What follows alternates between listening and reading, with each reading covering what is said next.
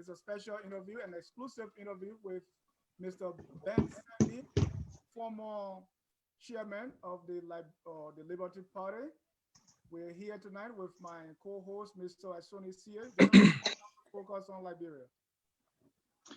Mr. Jah, thank you. And folks in cyberspace, you heard from Dennis. This is an exclusive interview with Mr. Ben Sanvee. Mr. Sanvee is the former Liberty Party chairman, and he's here with an exclusive interview mainly on national issue. Mr. Sanvee, we want to welcome you to Focus on Liberia. Thank you, Mr. Sia and Mr. Jah. Thank you so much. I must say that I'm a huge fan of the show. I've been following the show for the longest, so it's an honor to be making my, what is it called, maiden edition? Is it the entry edition? So hopefully, I think this is going to be one of many to come. But you take it easy with me, that's all. Thank you.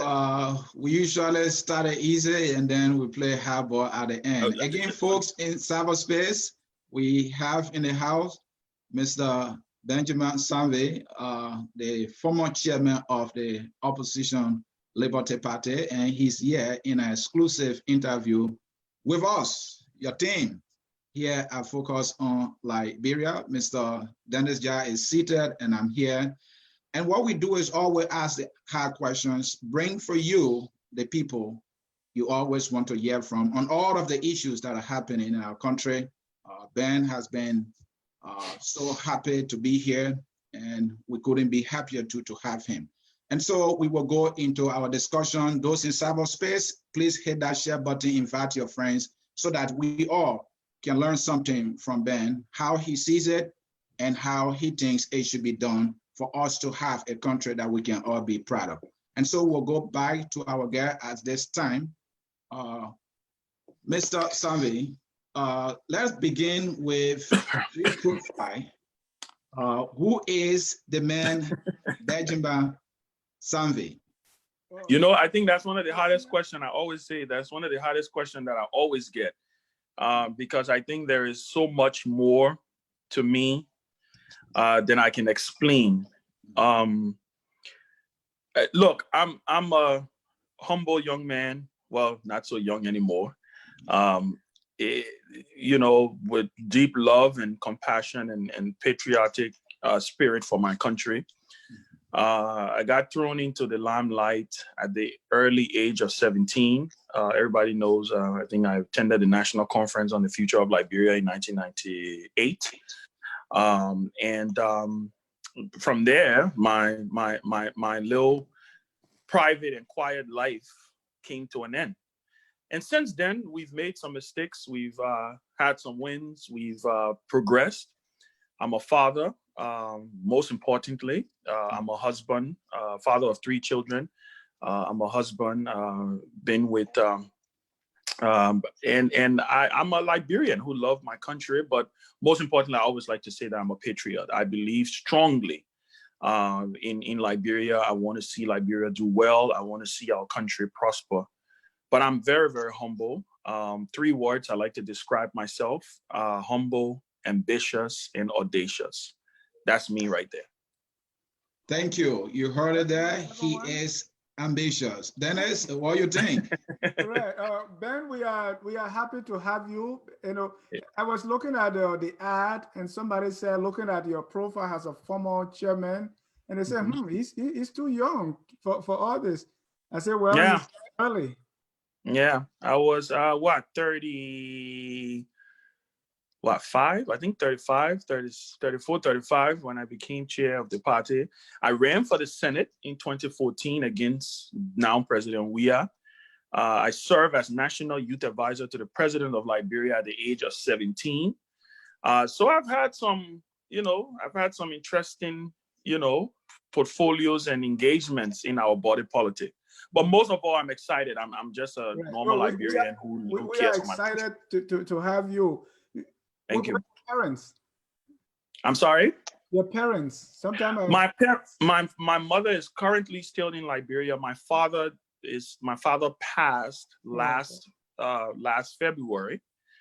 In fact, no, January. In fact, yesterday made him a year since he passed. So yesterday was kind of a tough day for me and my family. But my mom is still in Liberia, doing what she does well. And I'm here. I've been back and forth in Liberia, but I'm back in school here, trying to wrap up this master's program so that we can get back to the business of the people. Yeah. No, sorry to get back. And getting back to the business of the people. Wow. Yes, sir. I think the people too might be looking forward to it. And so, Ben, the first time we saw you in the spotlight, like you were trying to tell us earlier, was when you were appointed by former President Charles Taylor, and there where your political career started. And up to this point, drive us through a little bit in terms of your political profile, career journey to this day. What you been up to, my man? So I'll try. Sometimes I think there's a little gaps here and there. I try to forget. The other day I had a long conversation with Augustine Gafuan, who's writing a book, because, a lot of people don't know that at that national conference on Liberia, Augustine Gafuan, all of us were there. Henry Costa, Gafuan. I mean, all the names you hear today was at that national conference in 1998. I remember the then president of the then president of LINSU is now the current national security advisor to President Weah, Jefferson Camo. And Gafuan was then the president of ALSU, the University of Liberia Student Union. But like you said, when I went to that conference, I represented my high school, Cathedral High School, Go Cats, the best high school in Liberia, by the way. And you mean when there, College? Yeah, I knew it was coming, but anyway. but went there with a mindset of going there to listen and to learn and to be a part of a broader conversation on the vision. I think it was Vision 2024, Vision 2024 plan that President Taylor was trying to propagate. I got up there. Many people like to say I spoke truth to power. I looked Mr. Taylor, then President Taylor, in his face and told him what I felt was wrong. I did it in a very honest and a very respectable way. But I was very blunt. I was very clear with him, and I made it very clear to him that I felt that there were certain things that was happening in the country that was not, the country was not heading in the right direction. I think out of that process, the young people of Liberia made a recommendation to him that we elect a national youth advisor. But for some reason, the normal Liberian thing, we normally don't come to an agreement. So at the end of the day, it was towards the end of the conference. Like I say, we're all the big heavyweights. I'll be honest with you, the moment this whole youth advisor thing came out, everybody anticipated that it was going to be Augustine Gafuan, because he was kind of like the most named record, the name brand at that time, him, Camo, all these guys. But with the president in his own wisdom felt that I made a strong case, that I didn't mince my words, even though I wasn't disrespectful, but I did not mince my words, and he felt that he wanted to have more of that. And God knows that he got more of it over the years that I served. And so when I served as youth advisor, I became youth advisor to the president at the age of 17, like I said before. I had just been promoted to the 12th grade. So I remember going to school, and after school, going to the mansion to go to work. So I would go in my uniform to the mansion. President Taylor, to his credit, the first 6 to 7 months of that process, refused to, he said the government wasn't going to give me any car, that I was still a student. He didn't want to take me out of the mindset of being a student. He wanted me to remain focused. So every day I got up with my friends, went to school, after school, went to the mansion, did what I had to do. And, there were a lot of things that we did. Obviously we didn't accomplish everything that we wanted to accomplish, but that's the synopsis of the youth advisor years. And after that, I got a chance to take advantage of an opportunity to come to the US to go to college. Came here, and then obviously we all know what happened in Liberia. Things fell apart. The war escalated. President Taylor went into exile, and then I, stayed here graduated from college, and then at some point, I think it was 2000, and I believe it was 2009, 2008, 2009, I made my way back to Liberia and started working in the nonprofit sector. Started this movement called the New Vision PAC. It was a political action committee.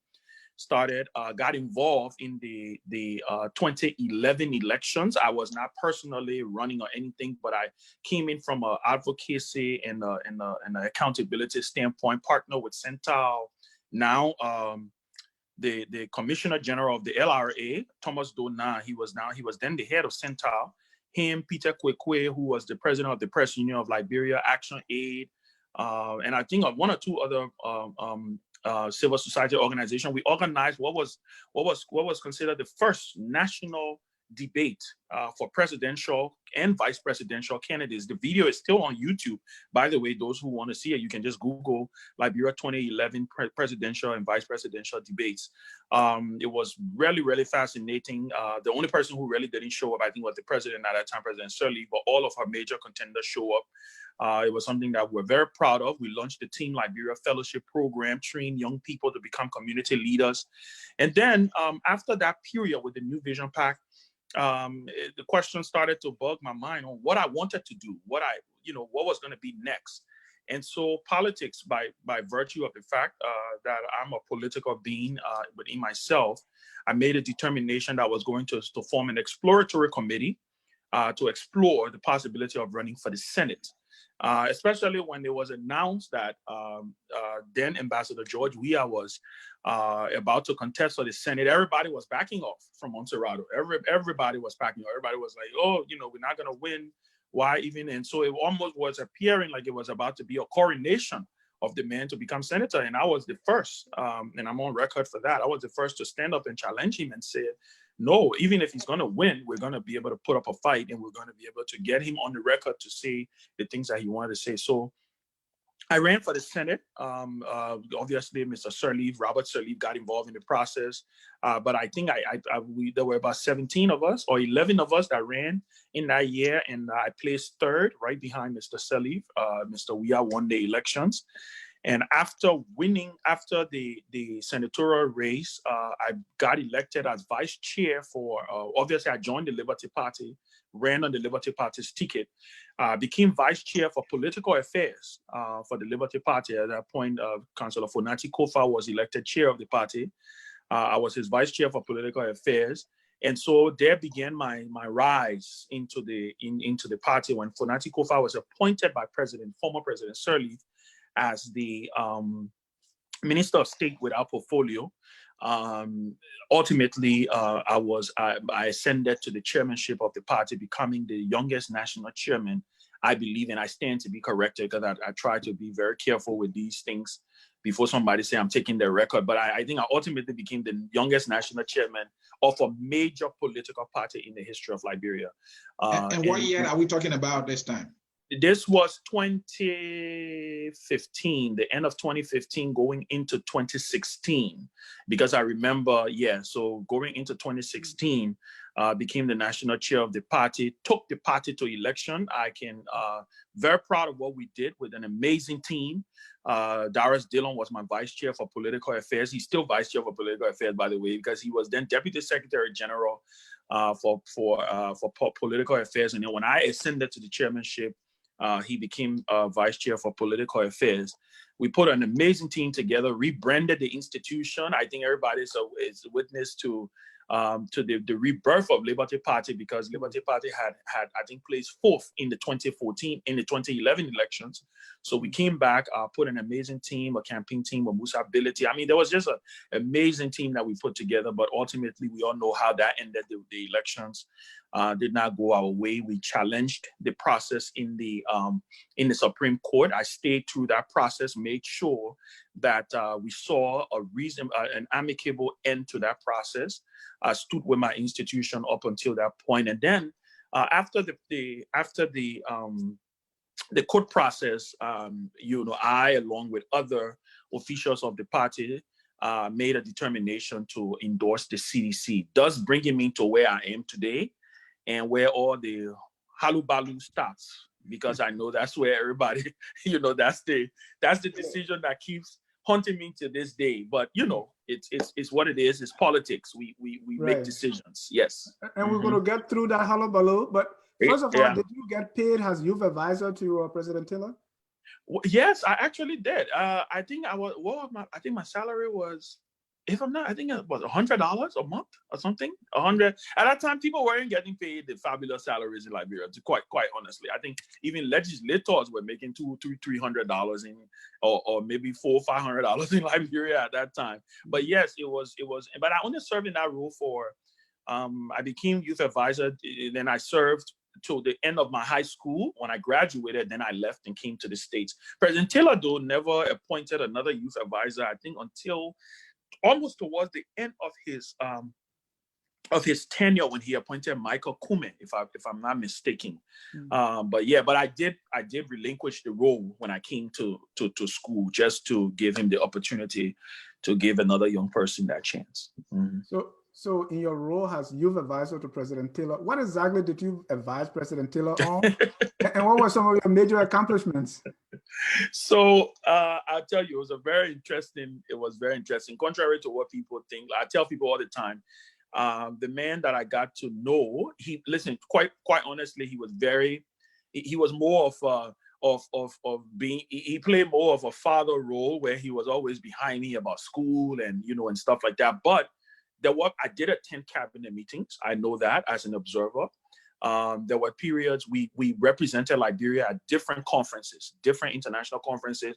I personally credit, I think we worked with a lot of young people. Close to about 50 young people had an opportunity to travel under my stewardship as youth advisor, attending different conferences in the U.S., in Ghana, different parts of the world. We worked closely with now the then First Lady, now Vice President. Worked closely with her. I spearheaded the project that renovated got her to invest in renovating the Basel Community Academy formerly Basel Community Academy, that was located on the bypass opposite TB Annex. We got that school up and running. Had computer labs.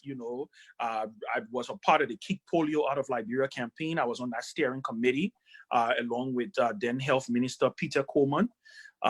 Worked on the presidential award. This issue, even the issue of paying WIAC fees. And a lot of people don't know this. It was through our advocacy that the Taylor administration actually was the first administration that started to pay WIAC fees. And I mean, a lot of people probably watching can bear me witness to this. A lot of students benefited from that. It was through our advocacy. So the issue of paying WIAC fees is nothing new. To be quite honest, it's nothing new in Liberia. It was through our advocacy that we had the Taylor administration to pay off WIAC fees for students, I think for 2 years during that period. And like I said, but you have to also understand, Mr. Jadi, the role in itself was an advisor.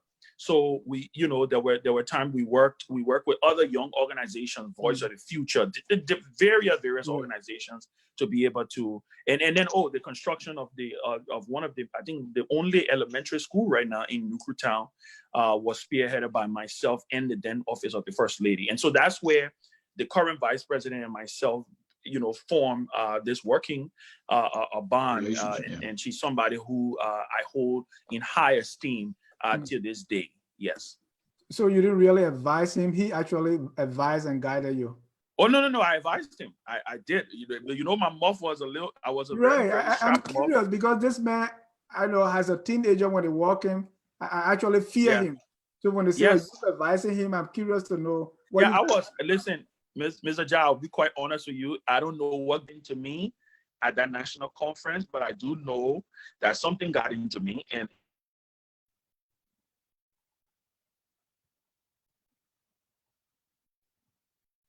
as National Youth Advisor, I'll be quite honest with you. My issues I was concerned about, the issues that I was concerned about what had to do with the young people, education, health. And like I said, mostly more in line working with the office of the First Lady, because a lot of those projects were being implemented through her office. So we did, look, for the little short stint, I think, like I said, about a year, about 12 months or so, We were able to do what we had to do, take into consideration the situation that was happening in Liberia at that time. The economic situation, from sanctions to all the different things that came in place. I think I left Liberia right around the time the international community started piling pressure on the Taylor administration. Yeah. Thank you, Ben. Again, folks, in cyberspace, this is Focus on Liberia. We are in an exclusive interview with Mr. Ben Sanvee. He is the former chairman of the opposition Liberty Party. Ben, I just want to say here too that you talk about the wire fees that were paid by President Taylor. At that time, I was in high school. I attended D12, by the way. I have unique memories of that conference you talk about, out of which were appointed by the president. Were you there? Yeah, no, I didn't attend it, but I was on the radio. Okay. I was on the radio throughout listening. I know Taylor paid wire school fee for students. I was in the 11th grade then, and so I was happy about that because some of the 12th graders were my friend. The Nikrutan elementary school you talk about, I was in Nikrutan, so I was right there. Yeah. The man, the Kuman you talk about, I know him. He's a hard-working guy. So in the Bassa Community School too, it was renovated. I remember it was painted yellow. So I have very well. Yeah. Well, you see, Mr. Jai, you see, they say your witness can be far away sometimes. Thank God, right? Yeah. So it's true. Charles Taylor was the first president, during my lifetime who started this payment of wire school. So it's not anything new. But again, let's come back to this. We can't leave without pushing you a little bit on Liberty Party. Liberty Party has been around for some time now, and you became a chairman. Tell us a little more about your party, Liberty Party. So first of all, let me start by saying again, there is a big void right now in the Liberty Party. We lost our vision bearer, our founder. I call him the integrity giant. During the campaign, I remember, and right before I go in, I just want to tell this story. I remember when we were putting the team together. And we were, we used to have these powwow with Councillor Bronstein, myself, Musa Ability, all the other leaders, Dillon, all of us. And we kept trying to figure out what we was going to call our team, our ticket. And I remember Councillor always said, whatever we do, we have to find, this ticket has to be one of integrity. And so if you notice during the election, the Bronstein County ticket was coined as the integrity team. The integrity ticket, right? So he was Councillor Bronstein, I miss him to this day. One of the things that I give God the glory for, and I say this and I will say this publicly, is that we had a chance to talk. We got a chance to talk, especially because we had a rough patch right after that, making that decision to endorse the CDC. Obviously, everybody know that it was a public display of disagreement. It's something that almost ripped the soul out of our party. But I'll tell you in all honesty, one of the things to this day that I'm so grateful for is that I got a chance to sit with Charles Bronstein before he passed. Before I left Liberia, we talked and I was able to tell him how my intentions were not meant to hurt him. It was not meant to, it did. I know it did. And I was able to apologize for my role in whatever I played to his humility. He also said to me, he said, Ben, whatever I have done, also whatever I did, you believe that I'm also sorry about that. And so one of the things that I find solace in is that, look, I was so grateful that we got a chance to talk before he left this earth. But talking about Liberty Party, Ben, before you go forward, so what you're telling me is Mr. Bronstein or the late Bronstein did not agree for you guys to endorse the CDC. Is that what you mean? No. Listen. So it was, and out of respect to his memory, I would not go into personal conversations or details, but I would tell you, yes, obviously, like I said, it was a decision that ultimately hurt our institution. It's something that I'm on the record to say that I regret. that I regret it went the way it went. You know, I regret making that decision in 50-50 hindsight. You know, there's not a lot of decisions that I make in my life or in my political career that I will come up and say I regret. Because you know what? I'm a political being. I believe in, you know what? You make a decision, you own up to it, you live up with it, and you decide. But yes, the truth of the matter is the way it was done, with the process, all of that, you know, like I said, I mean it when I say it literally almost ripped the soul out of the party, because it split the party in half. There was this public display of back and forth. And ultimately, but we're in a good place now. You know, we're in the process of, I think even his death is now causing a natural pulling together of the forces. People have realized now that if we have to keep Bromstein's legacy, if we have to be Bromstein, you know, I always tell people I am Charles Bronstein. You know, the young Dillon is Charles Bronstein. We are all walking Charles Bronstein because he prepared us. This is a man who trained us well. He poured a lot into us, and he taught us, you know, to remain steadfast and never be afraid to say what you believe in. Never be afraid to you know, to speak truth to power. And so many people are often shocked when they see us doing some of the things that we're doing now. They're like, but it's just part of our DNA. It's, you know, I tell people all the time as a judge, I say, all of Bromstein's political negatives, all of his quote unquote political negatives, the things that traditional politicians would see as negatives, was ultimately going to be the positives for him to run the country. Bromstein was a no-nonsense person. Bronstein would tell you it as it is. If it's white, he's going to tell you it's white.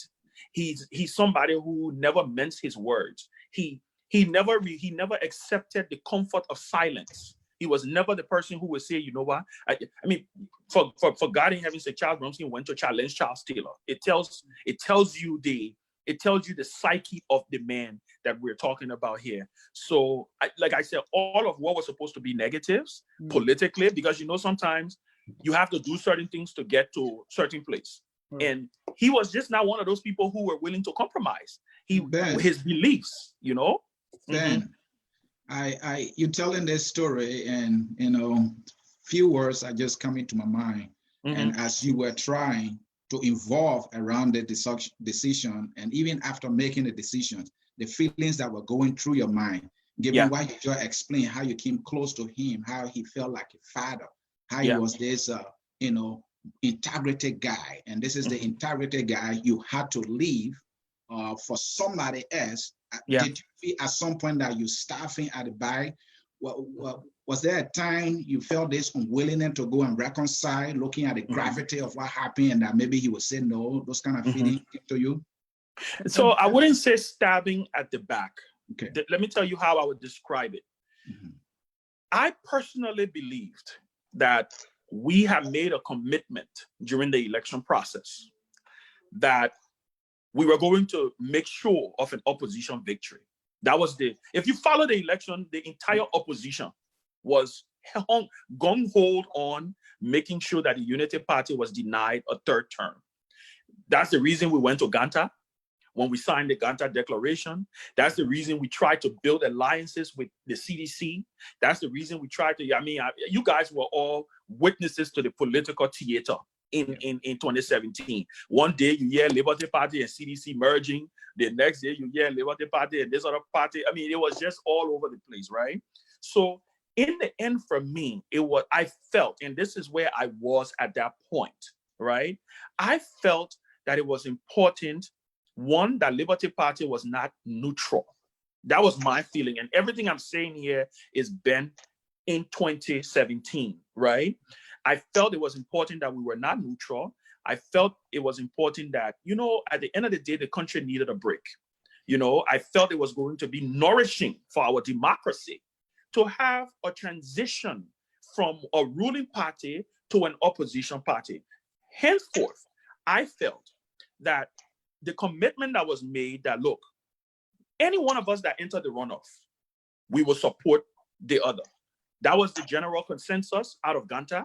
That was the conversations that was held. I mean, there are Facebook postings of opposition politicians making that clear that, you know what, we will do everything to make sure that the Unity Party doesn't get into power, right? So that is where it came from. And so now, could it have been done another way? Could we have waited because he wanted us to wait to come back? Absolutely. In hindsight, we could have waited. We could have given him the benefit of the doubt to say, you know what, let me come back and let's figure out this thing. But then the political clock and the tick in our heads at that point in time was like, we don't have a lot of time. We're talking about 2 weeks to election here. Mr. Stenberg, we need to go ahead and do this. But like I said, so I don't want to call it a stabbing in the back or more of a mere political disagreement and misunderstanding, because it was never, because in the end, he eventually said, you're go and endorse who you want to go and endorse. You see what I'm saying? So it was never a point where he came and said, you should not endorse nobody. It was just about the timing. That's what it was. So I wouldn't call it a political stab in the back. It was more of just a disagreement on the process and what led to us making that decision. That's pretty much what I would call it. So Ben, you came to the point that you regretted that decision of endorsing Kennedy Weah at that time. Compare that to being an advisor to a man who is responsible for the killing, the maiming, and the raping of so many Liberians and destruction of the country, including our own relatives. Yeah. You compare that to just endorsing Weah. How, I mean, to me, someone who is a victim, who had lost so many people in the war, and it's like, how can this be? Why would you not regret working for Mr. Taylor than just endorsing Weah, especially looking at what you have explained, all the calculations that you put into that? So I'll tell you that they're working for the Taylor option. Let me tell you how I see it. Do I regret? Obviously, you have to understand President Taylor was at that point an elected president, right? Do I regret and do I categorically condemn the actions of the NPFL? Definitely. I was not a member of the NPFL. I was not in Banga with President Taylor. I didn't know anything that happened. As far as I wasn't responsible for anything that happened during the NPFL years. I mean, in fact, as a matter of fact, I want to consider myself a victim because I think my father, almost lost his life during the previous 7 years conflict before President Taylor ultimately became president. A lot of people don't know that, right? But how did I ultimately become a part of the Taylor administration? Everybody know, like Mr. C noted, it was through a national consensus, or through a national conversation, it was through a national dialogue. Now, there were tons and tons of people who got involved in the Taylor administration, who worked in the Taylor administration after President Taylor got elected by 70-something% of the vote, right? So for me, Ben, I'm talking about the regret portion of it, because this is a man whose hands are stained with blood. Sure.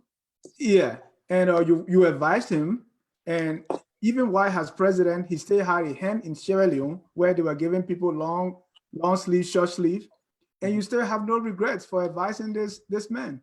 But you have regret for just endorsing someone who, was popular, who won, 14 out of 15 counties. So I'll tell you, Mr. Ja, now, I didn't advise President Taylor. I wasn't his military advisor, right? And the truth of the matter is, the role that I played, it was a proud moment for the young people of Liberia to finally have gotten one of theirs to get to that level of the national conversation. Becoming National Youth Advisor to the president wasn't of my own making. It was a recommendation for from the young people of Liberia at the conference, right? That's how I ultimately became National Youth Advisor to President Taylor. Now, how did I even get in the limelight? I was practically chastising President Taylor at the conference. Many people remember my speech that I gave. In fact, people say, oh, it was Bishop Michael Francis who wrote my speech for me, right? Listen, do I condemn, and do I condemn anything that has to do with atrocities? Yes, I do. The time that I worked in the Taylor administration, there was not a war going on. So the things the excesses that we're talking about, yes, I wasn't a party to those things. So if you're asking about whether I regret serving in that role, I would say no. The reason I would say no is because it was a proud moment for the young people of Liberia to ultimately, mind you, President Sirleaf had a youth advisor. If that youth advisor was not appointed in 1998, no other, I'm even hearing conversations now of people trying to tell President Weah to appoint a youth advisor, right? So ultimately for me, it's about where we were in that moment, right? Where we were in that moment. I wasn't party to anything that had to do with destruction, to death, to anything, any of those things. I wasn't his military advisor, like I said before. But at the end of the day, I am proud of the record that I left, the role that I played, some of the things that Mr. CA just explained to you. I don't regret encouraging or advising the president to pay YF fees. I don't, because people benefited from it. I don't regret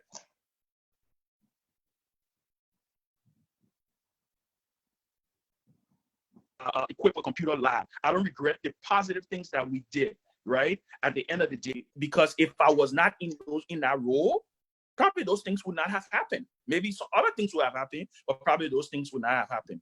But when you talk about, if you're trying to compare it to endorsing President Weah, the reason why I say I regret it is because of two things. One, the deception. Two, the fact that I believe, right? Everything within me told me, and this is something, and when I say it, sometimes people often tend to, to take a step back, because I said, even going into endorse President Weah, everything within me told me that President Weah wasn't up to running Liberia. But let me tell you the irony here, right?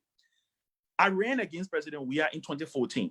I told the Liberian people, I told the people of Montserrado County that George Weah wasn't qualified, that he wasn't able to run to be senator, right? And so I was putting myself up to be able to compete against him. The people of Montserrado County decided otherwise. In fact, people told me, they said, Ben, wait, you're young. Let's get it into George Weah. Let's see what he's made up of, right? Going into endorse George Weah, in as much as, again, like I said, it's one of those things where you sit down and you look back and you say, in hindsight, where I look back and I said to myself, Ben, it's possible you could be wrong. And we all have the same thought process when we're making these decisions, right? It's possible that I could be wrong. You know what? Mr. Weah could become president and prove me wrong and prove all of his critics wrong. Guess who's going to benefit? I will be wrong, but guess what? The country is going to benefit. I remember I even said this to President Weah. I said, you know what? You are the unlikeliest person for this job. If we were to put a skill up and look at all of if we're checking the boxes of what is supposed to be the criteria for becoming president, you are the unlikeliest for this role. But guess what? You being a competitive person, you being a sports-minded person, I'm hoping and I'm praying that the competitive side of you will come out. That competitive side where when someone tells you you can't do it, because let's be mindful now, President Weah's life story is one of defying the odds. He came from Gibraltar. He ultimately went to conquer the soccer world. He ultimately went to do great things and get all this personal achievement. So there was that hope that was in me that said, you know what? Maybe this man is going to prove us all wrong. And then, like I said, ultimately, it had to do with the fact that, you know what? I felt we needed a break. We needed a break. Our democracy needed some nourishment, whether it was from from a ruling party to an opposition party. Thank you, Ben. Again, folks, in cyberspace, this is Focus on Liberia in an exclusive interview with Mr. Ben Sanvee. Ben, thank you for giving all of that. At this time, we're going to take you to the former Unity Party government. You were an opposition throughout that administration that lasted for 12 years. What will be your assessment of the Ellen administration in terms of governance, corruption, and whatever you wish to share with us? So, well, I think Mr. Weah has made it he's made the Unity Party government appear now like is one of an angel. But having said that, let me say this. I am the first to acknowledge that the hands that were dealt to President Sirleaf was very, very, very, very difficult hands.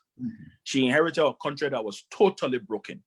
So in all of my politics, in all of my advocacy, in all of everything that I try to do, I try to be very fair in my critique, right? President Sirleaf inherited a society that was broken. Everything, literally, the country was on the ground. Let me just put it that way. Fast forward, were there things that happened in the early administration that definitely, obviously, that's why we were opposition? Yes. Corruption, the mismanagement of public resources, the different scandals. I mean, we can go on and name it and name it and name it and name it, right?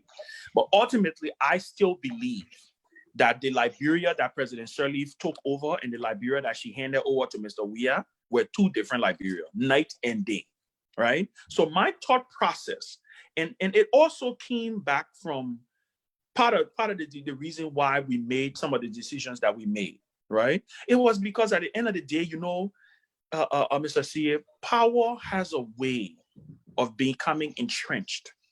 Power has a way of digging in.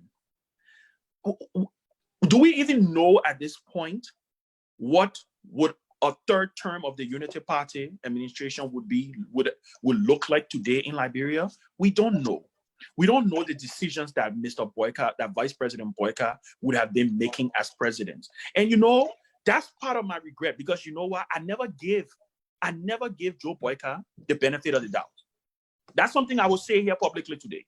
I never gave him the benefit of the doubt. You know why I didn't give him the benefit of the doubt? Because I was painting him with the brush, the broad brush. Listen, we need a break.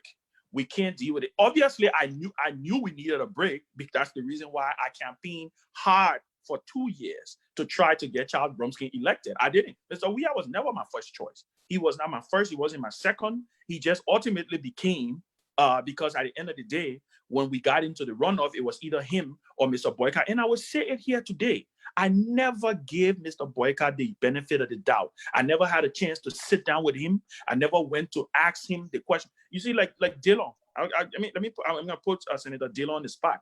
Senator Dillon, unlike us, went and had a conversation with Vice President Boyka. He had a chance to talk to him. I never did that, because like I said, I was so gung-ho on the fact that, look, I'm not even gonna, I don't even want to be, when you're in your opposition mind, and it's easier for people who were not in the spotlight to kind of like just check it off and see, and kind of like discount it and say, whatever, man, yeah, you should have done it. But it's a different thing when you are living in that moment. And I always like to say this, Mr. CA, we all know that 2017, that year was a year of change. The country in itself was in the mindset of change. It was almost a national consensus when you look at the way how things were going towards, with the emergence of Alex Cummings, with the emergence of all of these different new players coming onto the field, right? It was a year of change. The Liberian people wanted something else. They wanted something different. So do I regret not giving a chance to listening to Vice President Boyka? Maybe it would have had an effect on my decision. Who knows? It probably may not have, but I probably should have done that. And those are some of the lessons that I have learned as a politician, is to, look at things 5 different ways. Don't just keep it in a myopic state of mind and looking at it from one perspective. So for me, the Unity Party, I would say, if you are asking me right now, Ellen Liberia and George Weah Liberia, obviously you know exactly what my answer is going to be. With all of the issues we had in Ellen administration, listen, it's almost like we're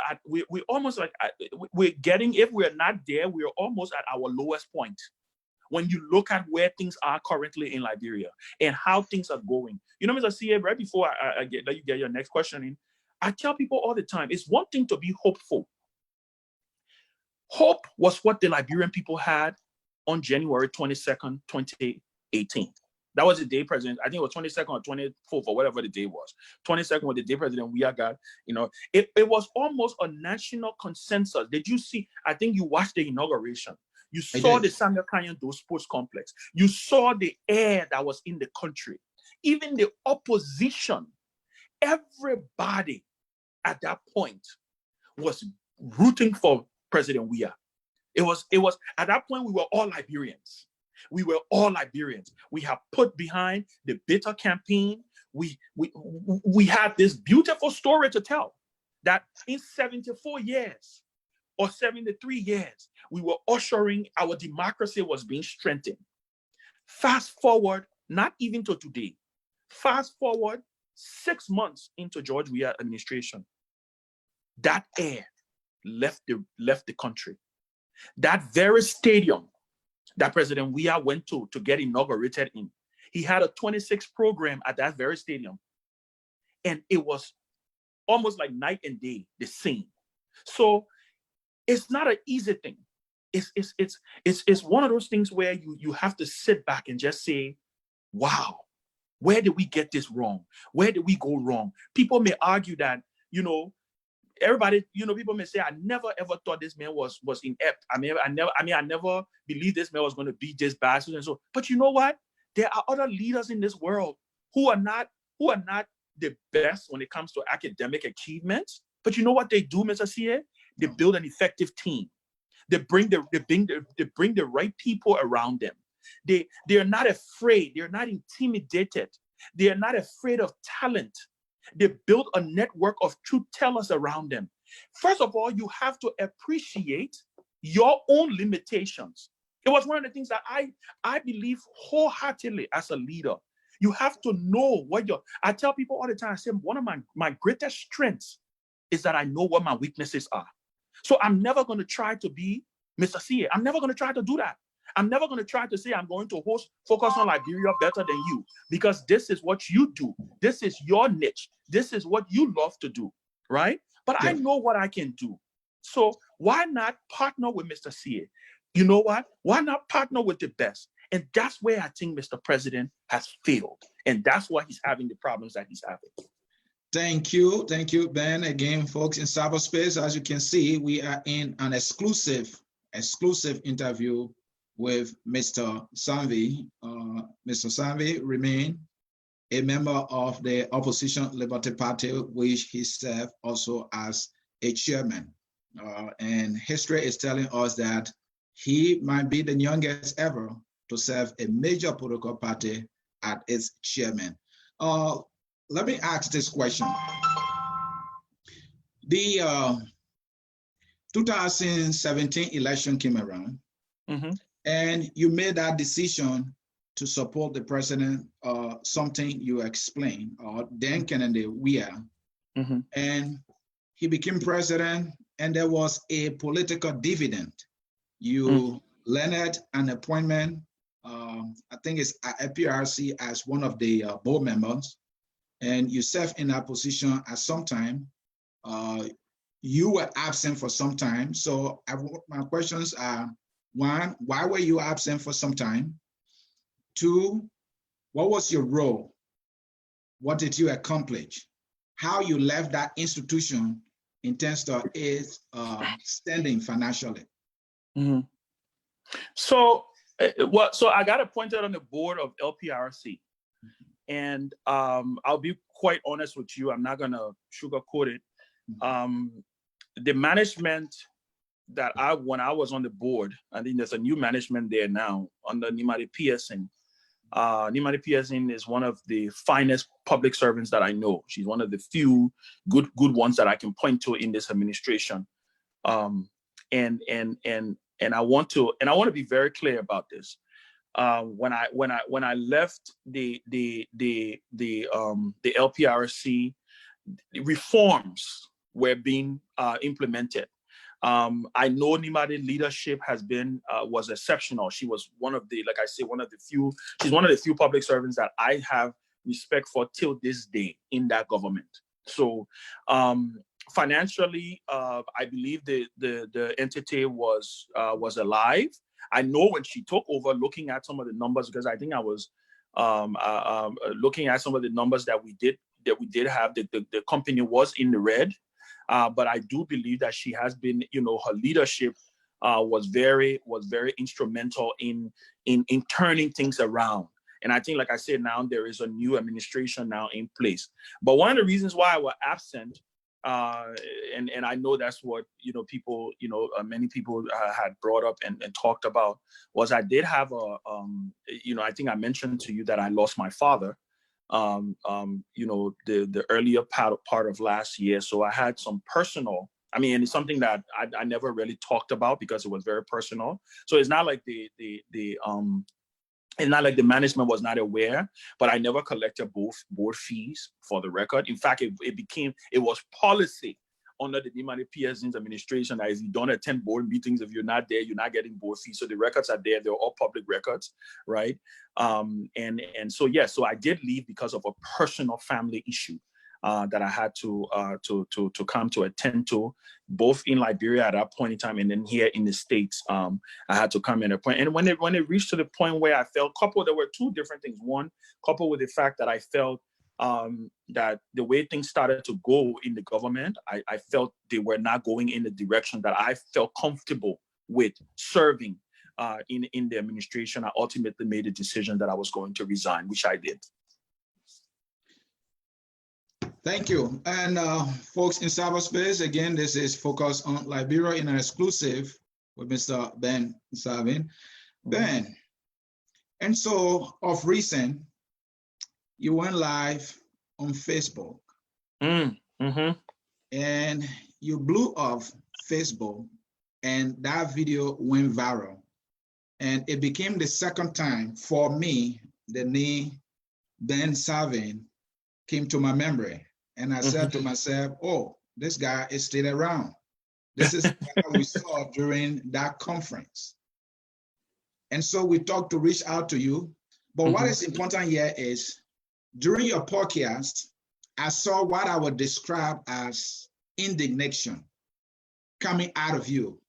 You raised your voice so loud, the same way you did during that conference that brought you to this spotlight politically for the first time. So I'm there sitting. I thought he had endorsed Weah. I thought he has been working in the government. What changed? Well, that is the nature of a man. When you see something and you think it's not right, you need to say something. It's a common saying here in America: if you see something, say something. So you said something, not lowly, but loudly. Tell us what is going through your mind or what is going wrong in our country. And you said that you are just starting. Tell your story. So let me be quite honest with you. It wasn't planned. It wasn't like I sat down and I said, you know what, on this day, I'm going to go and blow up. I like to compare it.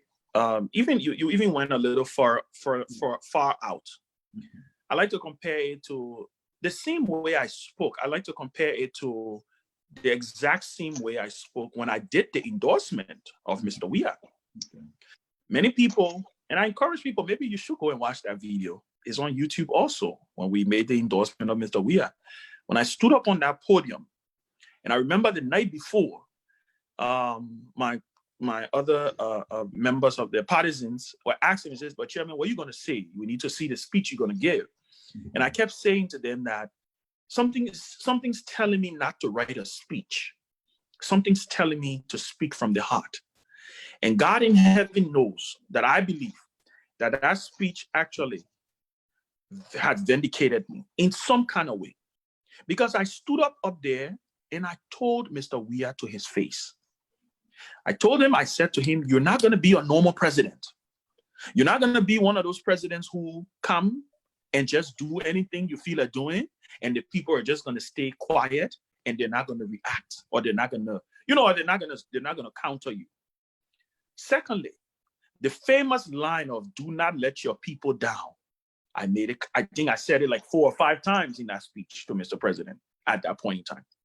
I said to him, your people themselves has risen you up.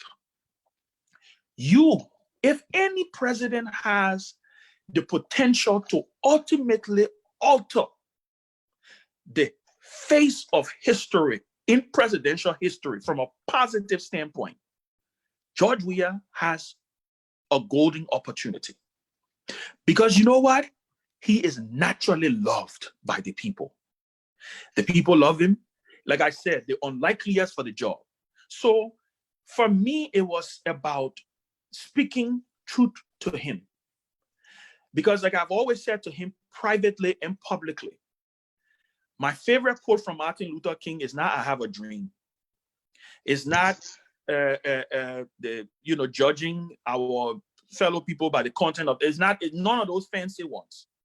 It's a simple line of saying, in the end, we will not remember the voices of our enemies, but we will remember the voices of we will remember the silence of our friends.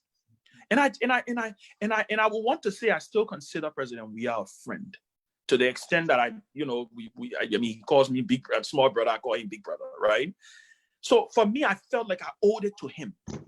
I felt like I owed it to him to have a conversation with him. And I felt the moment I wasn't getting through privately, when I say getting through, not that he wasn't seeing my messages or we weren't communicating, but I felt like the needle wasn't being moved. I felt it was not enough for me to sit in the comfort of wherever I am or wherever I was, right? And to watch the country go off the cliff. Because I've seen, now in my short 38 years I've been on this earth, I've seen too much when it comes to leadership in Liberia. I've seen sycophancy at its highest. I've experienced sycophancy. When I became youth advisor at the age of 17, I was 17-year-old, people older than me were calling me papi. I was 17-year-old, people older than me was attempting to serve me, and I had to tell them no. When I was 17, people older than me was singing all of the praises to me. So pray God, tell me, what about the man who has all the power in the country? And you know how powerful our presidency is. I felt that I was not going to be one of those people who would just sit and watch and call it inconsistency. Call it what you want to call it. Call it, oh yeah, you vest because you get government job. Listen, I'm not boasting. I'm educated. I believe if I work in any government is a plus. I don't believe it's a negative. I don't believe it's a liability. I actually believe if I were to work in any government in any kind of serious capacity is an asset. And that's just me being confident in myself and knowing what I bring to the table. So me not working in Mr. Weah's government, I believe it's his government's loss. It's not my loss. I'm not starving. I'm here in school. I'm doing well. I have a beautiful family. I have beautiful kids. And so it's not like I don't have options. It's not that. That's not the issue here. The issue here is it's about my country. When I see the country virtually hanging off the cliff and about to fall in the ditch, it is incumbent upon me to, one, as someone who consider him my friend, to say to him, Mr. President, all is not well. You are in a bubble. You are divorced from reality. When I hear my friend President Weah says that 2019 was an incredible year, I don't know where his inclination or his inspiration was coming from by saying, okay, that 2019 was an incredible year. Maybe it was an incredible year for him. Not even maybe, it probably was an incredible year for him. Because you know what? Only President Weah was getting paid on time. Only President Weah, homes were being built. Only President Weah was flying private jets. So all of the things for him, he probably is right. 2019 was an incredible year. When I also hear my friend calling people who disagree with him racketeers and pagans and enemies of the state and people who don't love their country. No, Mr. President. The people who are disagreeing with you actually do love you. They actually do love you. Because you know what? At the end of the day, they're giving you an opportunity to right or wrong. look, nobody's saying that things are going to be perfect, Mr. Sear. Let's be honest. We all know that the hands that President Weah was dealt. President Sirleaf herself in interviews acknowledged that there was going to be economic challenges. But when you have a situation in the country where you're not governing the country like something is wrong, it's just like you got a house, right? Mm-hmm. And every day you come home, you tell your wife, I got money to buy food for the children to eat. But every time you come home, you come with new suit, you come with new clothes. In fact, you go and you come back with a brand new car. What do you think your wife is going to say? What do you think the kids are going to say? They're not going to believe you. All I have been saying, and I will continue to say. So when you say, I said this is just the beginning, it is true, it's just the beginning. Because I have come to the conclusion, and I said this to President Weah also privately. I said the day I get to the point where I feel that you are not listening and you seem to be divorced from reality, I'm not going to be one of those people who will sing Kumbaya. I'm just not one of those people. Unfortunately, that's just not in me. It's not a part of my DNA. So coming out the way I came out, it came out from a passionate standpoint. Looking at the situation with the COP, looking at the fact that the government is talking to the international partners to put pressure on the COP, whose responsibility it is, Mr. Sear, to support, to protect the citizens. It's not the international community's responsibility. It is the responsibility of the Liberian government. When I started to see the president delegate his responsibility to the American ambassador or to the ECOWAS ambassador or to these ambassadors, my thing was, why are you not putting pressure on him? The last time I checked, the COP were not the governors of the land. The COP are part of the governed. So the pressure needs to be put on the governor, not the governed. The governed are the ones who have the issues. So the truth of the matter, Mr. Sear, is we all have to speak up. Because you know what? When moderate and considerate voices like yourself, myself, and many other people lose, that's when extremists takes over. That's when the praise singers take over. Look, I know what I've seen it personally. I've seen the level of deceit and sycophancy around President Weah. I've seen it personally. And so when I'm speaking, let me bring this thing up. Two times you mentioned it as about this sycophancy. Do you see that as a new culture emerging in our political process, and is a danger to our democracy, to our governing process? And do you see sycophants around the president? Oh, the last question. All I see around him are sycophants. I'm not kidding. I know, and I'm not going to call their names, but I know people around the president, particular. You are a politician. We are talking about public officials. Why are you afraid to call names? You know, no. Be a man. No, let me say this. They put themselves in the spotlight. No, and you're right. You're absolutely right. And I know it's part of your job to extract the information from me. So you just do it yours. I got no problem with that. What I'm saying is, I've heard people close to the president say to me that it's not my job to disagree with the president. That's scary to me. That is scary. When I see someone who I know have so much influence on the president tells me that, oh, that's not my job. My job is not to disagree with the president. In fact, me and the president thinks the same way. Our brain, we lack in step. So the issue of sycophancy is not unique to George Weah administration. It's not only going to be George Weah administration. If somebody else comes tomorrow, Mr. C, if you become president of Liberia tomorrow, you will have sycophants around you. Now, what will distinguish you is you will know. You will not put yourself in a situation. Mr. C, pray God tell me there is absolutely no way possible, even in this country, this United States, You can't tell me that everybody around Donald Trump is saying to him, things are okay. Now, if they are, or if he's not allowing them to speak freely, maybe that's why you see a lot of resignations, right? But I'll be honest with you. The issue of sycophancy is an age-long problem. It's because of the kind of presidency we have. We have an inferior presidency. We have a presidency that is all too powerful.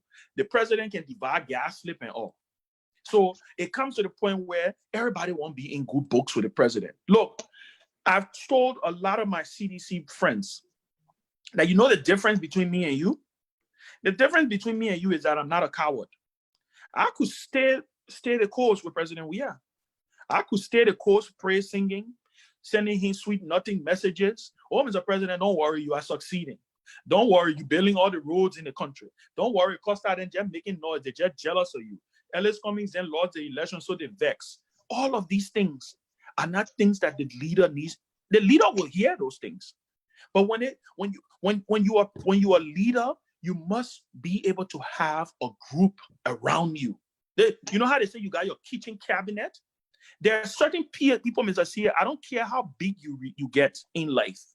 I don't care tomorrow you can become president of Liberia, right? There will be certain people who will still call you by your first name. There'll be certain people who, when they try calling you Mr. President, you will tell them, say, my man, don't bring that into me. That's the thing I'm talking about. It's about understanding the moment you are in and finding that space to say, you know what? I need to be served well. And in the end, Mr. Sear, the truth of the matter is the buck stops with the president. The buck stops with the leader. Ministers don't have legacies. Deputy ministers don't have legacies. Nobody in the government, vice presidents don't even have legacy. At the end of the day, presidents are the ones who have legacies. When the history is written, it's about his administration. And that's what I'm telling my friend. You cannot continue down this path. When the president mounts the pulpit and say to the Liberian people that, oh, y'all are sitting down here, the only reason they're cussing me is because I'm from Gibraltar and I'm from Carisborough or Crusoeville or Charlesville or wherever he was talking about. Does that sound like a man who is living in reality? No. Mr. President, the reason the people are agitated is because things are not okay. It's not that they want things to be perfect, because things will never be perfect. But at the end of the day, they want to see you starting to act so that you can start to solve some of the problems that they have. Ben, are you one of those who believe that President Weah is divisive? I believe so, to my core. Why so? His actions. The president, excuse me, the president refused to speak to the country. He feels that I think he has not graduated from being standard bearer or political leader of CDC. He is still the standard bearer. I think he still has not realized that he's president of Liberia. That at the end of the day, even the people who didn't vote for him, they have as equal of a right to question him as the people who voted for him. And I said it the other day. I think I said it on my video. I said, the mere fact that I voted for George Weah in the second round in itself gives me the credibility to do what I'm doing now. Because this is not what I signed up for. This is not the conversation me and this man had. This is not what he said to me. This is now the Liberia that he said that he wanted to see.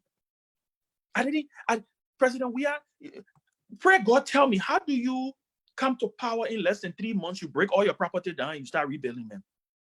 I mean, Mr. Sear, imagine if Ellen Johnson Sirleaf had done that. Imagine what CDC would have done in Liberia. That in 6 months of Ellen Johnson Sirleaf's administration, she starts to build estates and condos and private homes. Ellen probably would not have spent 2 years in power. Knowing the CDC that we had as opposition, they probably would not have. So let's be honest with ourselves. I know sometimes the truth is hard to hear, but the truth is the truth. You have to remain, we have to be frank with ourselves, because one of the things we do well in Liberia, Mr. Sear, is we act like we don't know that a particular thing is happening, and then when it ultimately happens, then we start running helter-skelter that we know where it came from. We start to act like we don't know where it came from. The truth of the matter is, look at where Liberia is. To be in a difficult situation is one thing. To be in an economic crisis. This country, this United States, right after Obama came to power, when the financial market, when the housing crisis happened, it was a recession, almost a depression. But there was hope. You know why there was hope?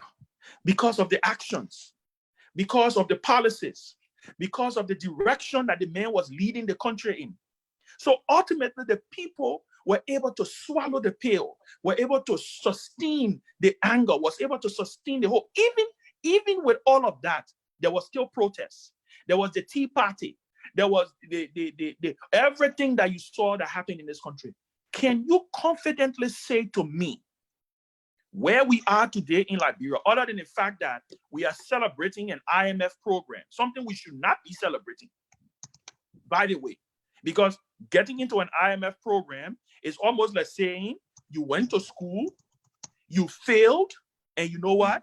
Your school put you on probation and told you that if your grades don't go up, we're gonna give you NTR. That's not something you celebrate. But outside of the IMF arrangement, what confidence boost or what confidence policy this government has in place to give you and me the confidence that things are going to be okay? In fact, all of the projections that has to do with Liberia are gloomy. All of the projections. The only people that don't see it, I don't even want to generalize it and say the only people that don't see it is seditionists, because many seditionists are now seeing it. The only people that don't see it is the small clique that's around the president that wants to continue to sing these praises and put him in the mindset that he's currently in.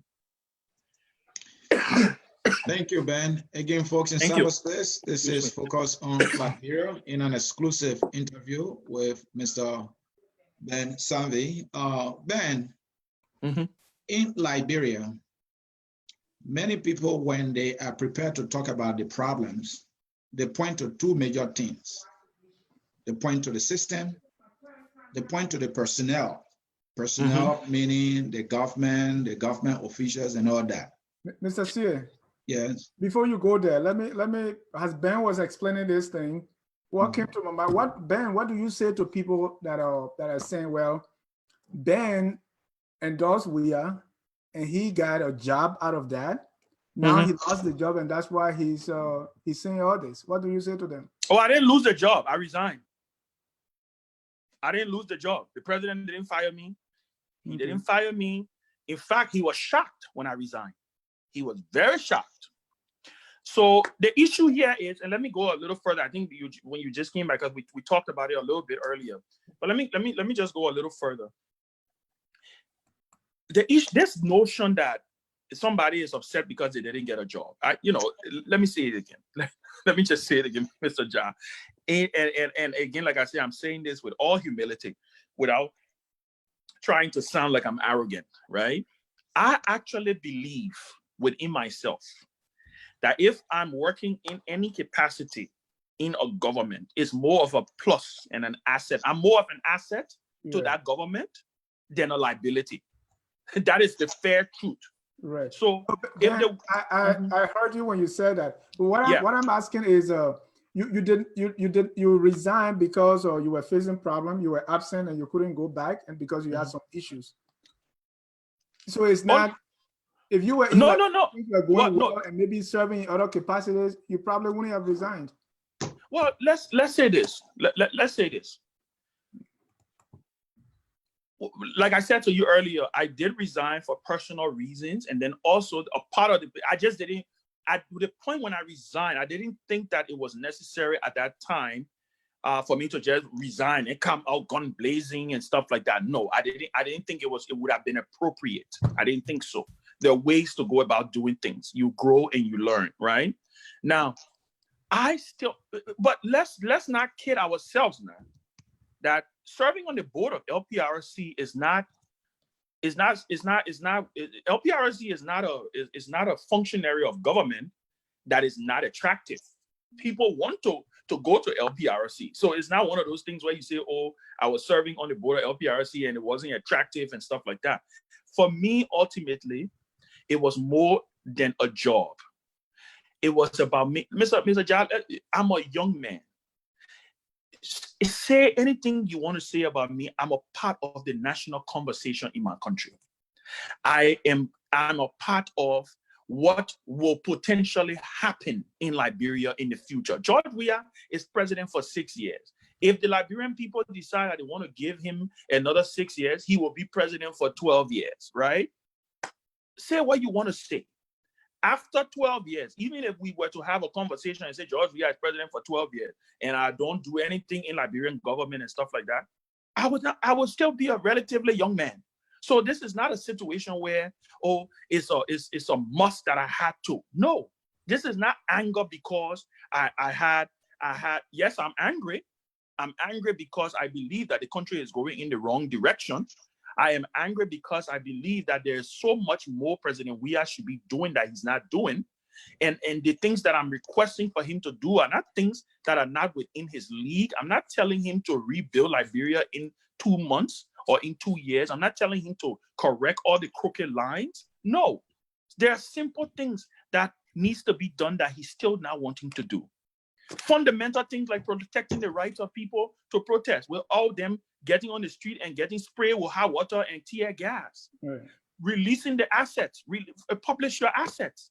You know, I heard Minister Eugene Fagon, all right, I mean, you know, talking about, oh, the president, y'all won't go see the president. I said, y'all go to court. Are you kidding me?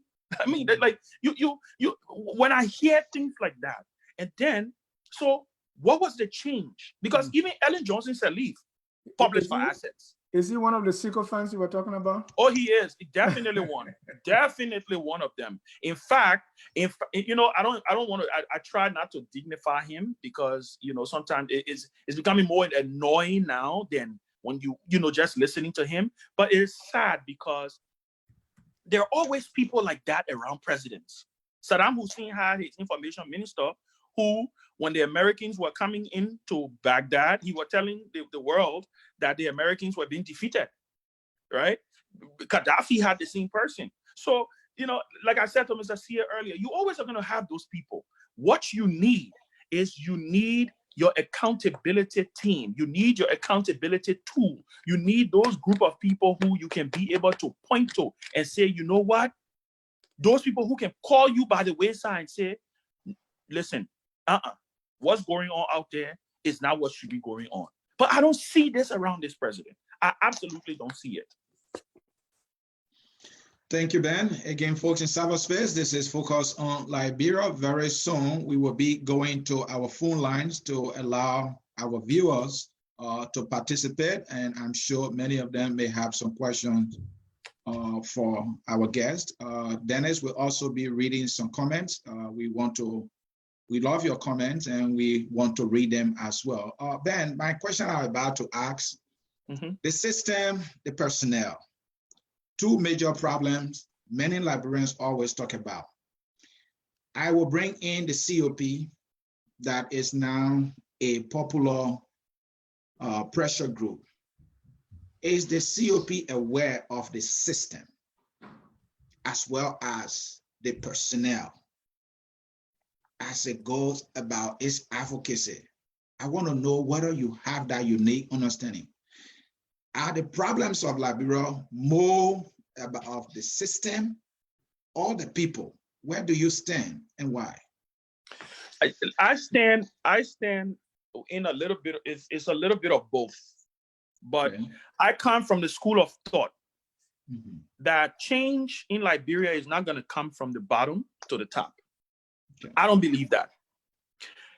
You know, our country, we have a unique situation. We have a situation where we have a whole lost generation because of our war. Those of us, you, myself, Mr. Jai, you know, you may be a little older than me, but we all suffer that war in some kind of way.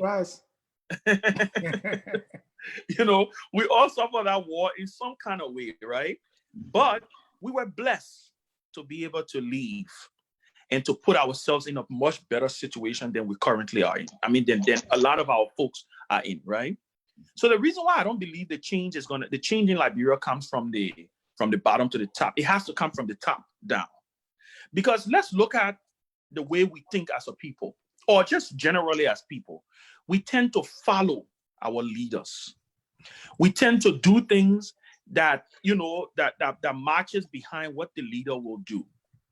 Leadership is something that is set in stone in a way where once in our situation, let's talk about the president. The president decides he's going to wear a purple suit. His entire cabinet is wearing purple suit. The president decides, you know what? I will wear. Well, I haven't seen anybody wearing a bow tie with a purple suit yet. Maybe that's coming, but I'm just giving those practical examples, right? The system in itself is a problem, but guess what, Mr. CA? We started to make some progress. That's the other thing I'm so angry with President Weah about. Because with all of Ellen Johnson Sirleaf's faults, with her flaws, one of the things that I personally credit the Sirleaf administration is instituting some of these things, laying the foundation for some of what we call the system, right? To be able to start to work. PPCC, GSC, LACC, all of these integrity institutions, right? That started to put some checks and balances in place. They weren't perfect by no stretch of the imagination. They were not perfect, right? Like everything else in life. But you know what? You work towards perfection. It's almost like Mr. Weah came with a vengeance against integrity institutions. Look at currently where we are in Liberia. The PPCC boss is the wife of the Comptroller General. I mean, talk about conflict of interest. Now, somebody will say, well, she's qualified. But there's a reason why in America they got a Hatch Act. There's a reason why, because after Bobby Kennedy became Attorney General to John F. Kennedy, they were like, you know what, we don't want that situation again, right? So I understand your question when it comes to whether the COP with the systems and all of that, but I do believe that when you do have a leader who understands, and that is one of the issues, that is one of the things that I know and I have come to realize, that possibly that President Weah is just in a different league. He probably just doesn't understand and cannot grasp the gravity of the responsibility that is resting on his shoulders. So the system in itself, you need a strong, effective, progressive, and a transparent head to be over those systems. You don't need a president who the country is broke and is flying private jet. So what gives the Minister of Finance, what Samuel Tuer said, he could pay $13,000 for the ticket from Ghana to Dubai. Because guess what? The president is flying private jet, right? So I understand what you're saying. The issue of systems, but I lean more towards, and I know the last time I was watching your show, Mr. Jones was advocating for the abolishing of the presidency, right? I know he has this, and he's somebody who I really want to talk to because I want to dig a little deep into his mind as to where he's coming from, because I think it's a very, very unique, I think it's a far-fetched proposal. I don't think, I don't know where they're going to start in Liberia to abolish the presidency. But Jones is a crazy guy, but we'll get you in touch. No, but it's good because you know what? And the funny thing is here, but those are the kind of minds we need.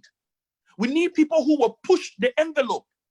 We need people who will come out with bold, audacious ideas, things that other people may think is impossible. Those are the kind of things those are the kind of conversation we need to have. Look, Paul Kagame is not a lot of people's favorite president because they say he's autocratic. But one of the things that I credit Paul Kagame for is his boldness. Is his boldness to want to see his country do well. To want to look, simple things. Paul Kagame decided one morning, we're not going to use plastic bags in Rwanda. Guess what? I don't need a legislation for that. I just need an executive order. Guess what? No plastic bags are being used in Rwanda. Paul Kagame is an effective city management to make Kigali the greenest. Google it. Kigali is the greenest and the cleanest city. What stops our leaders from those things? Those are the things that I'm talking about. And guess what, Mr. CA? Leaders lead and people follow. Leaders lead and people follow. That's the reason why you can't have 10 presidents. You can only have one. Ben, the We Are for Clean City, I thought it's working. You know, and it's unfortunate because that's the other thing. Pray God, tell me, why is it called We Are for Clean City? Why? Again, because we are the president, maybe. Again, is the level of sycophancy. Is this whole thing of, oh, all hail the king, all hail the this, the president can't do wrong. We are for clean city. We are for this. We are for that. We need to get serious. We need to get serious. And that's why I say, one of the reasons why I like your program is not the noisy type. It's not the one that you will hear everybody abusing. I mean, sometimes it gets fiery between Dr. Kula and what's his name, Mr. Coney. I watch this show religiously, so trust me when I tell you I watch it. Even if I'm not watching it live, I will go back and catch up on it, you know? Look, but we need to graduate. We need to graduate, Mr. CA. And the system, what makes up the system? It's the people. The people. How are we going to lead our people if the top is not willing to do the things that the top needs to do for the people to follow? That's how I see it. All right. Thank you. And ladies and gentlemen, if you are just joining us, this is Focus on Liberia. To join the conversation, please give us a call. The number is 605-313-6004. The code is 791403. It is pinned right there on Facebook. So please dial and join the conversation. Let me read some few comments on Facebook. Simeon Wright says, the president catches the Holy Spirit. Everybody catching the Holy Spirit. Thank you. That's leadership, right? Exactly, Mr. John. Okay, Nancy Cole said, why can't we look at the problems that affect Liberia than attacking people? This is the job of the journalists to bring out the real issues, to educate the masses by following their stories effectively. And then there is a long one here from Mr. Vasiliki Son Kamara. Ben is a smart, professional young man, but I disagree with his personal issues against the president, especially when he took thousands of young people to the CDC and gave them hope for change. He got employed while his followers were unemployed. He resigned while his followers remained looking up to the government for opportunities. He traveled abroad while his followers still waiting on him. So at this point, any criticism caused by Ben isn't taken seriously. Fair. Salifu Admin saying, thanks very much, Ben. You are indeed a true patriot. I wish more Liberian youths can do what you are doing now. We all need to put Liberia first above individual. So Ben, well, we have a call on the line we're going to be bringing in shortly, but let me ask you this question. You're a member of the COP. Where are you in that COP hierarchy? And what can you accomplish as part of CDC or COP that you cannot otherwise accomplish as member of the Liberty Party or the CPP? Well, I think the political institutions right now is, the political parties right now, we're trying to find our bearings, and this is just me being fair, and this is I'm trying to not step on any toes. I'm putting on my political jacket at this point. Please. So, but I do believe that a lot of what the COP is doing, is what the political parties should be doing. Quite frankly, let's just be honest. But listen, I think at the end of the day, we will get there. I think the parties will figure out what needs to be figured out. I believe, let's look at the issue of the CPP mechanism. I know they're working on the metrics right now to try to put it together. But in the end, let's see what happens. Let's see what happens. On the issue of the COP, I think, listen, the COP is not perfect. Costa, one of the things that I respect about Henry Costa, and Costa and I go a long, long way. We go way back. We have enormous respect for each other. You know, we don't agree on everything. We were on different sides in the elections. I mean, both rounds. First round, he was with ALP. I was with Liberty Party. Second round, he was with Unity Party. I always see. But one of the things that we've been seeing was our cordiality and our respect for one another. And so I do see a young man who deeply cares for his country, who has a lot of fire in him, and who is a voice. And part of, and I want to say this. This is a message to the leaders in the political parties. The quicker you realize, and this is just an advice, the quicker you realize that Costa, the COP, is a voice in this conversation, the better off we will all be. We need, and also to the government, the quicker you realize that the COP is now a bunch of small kids running around, that we have puppeteers in the background pulling puppet strings, the better off you will be.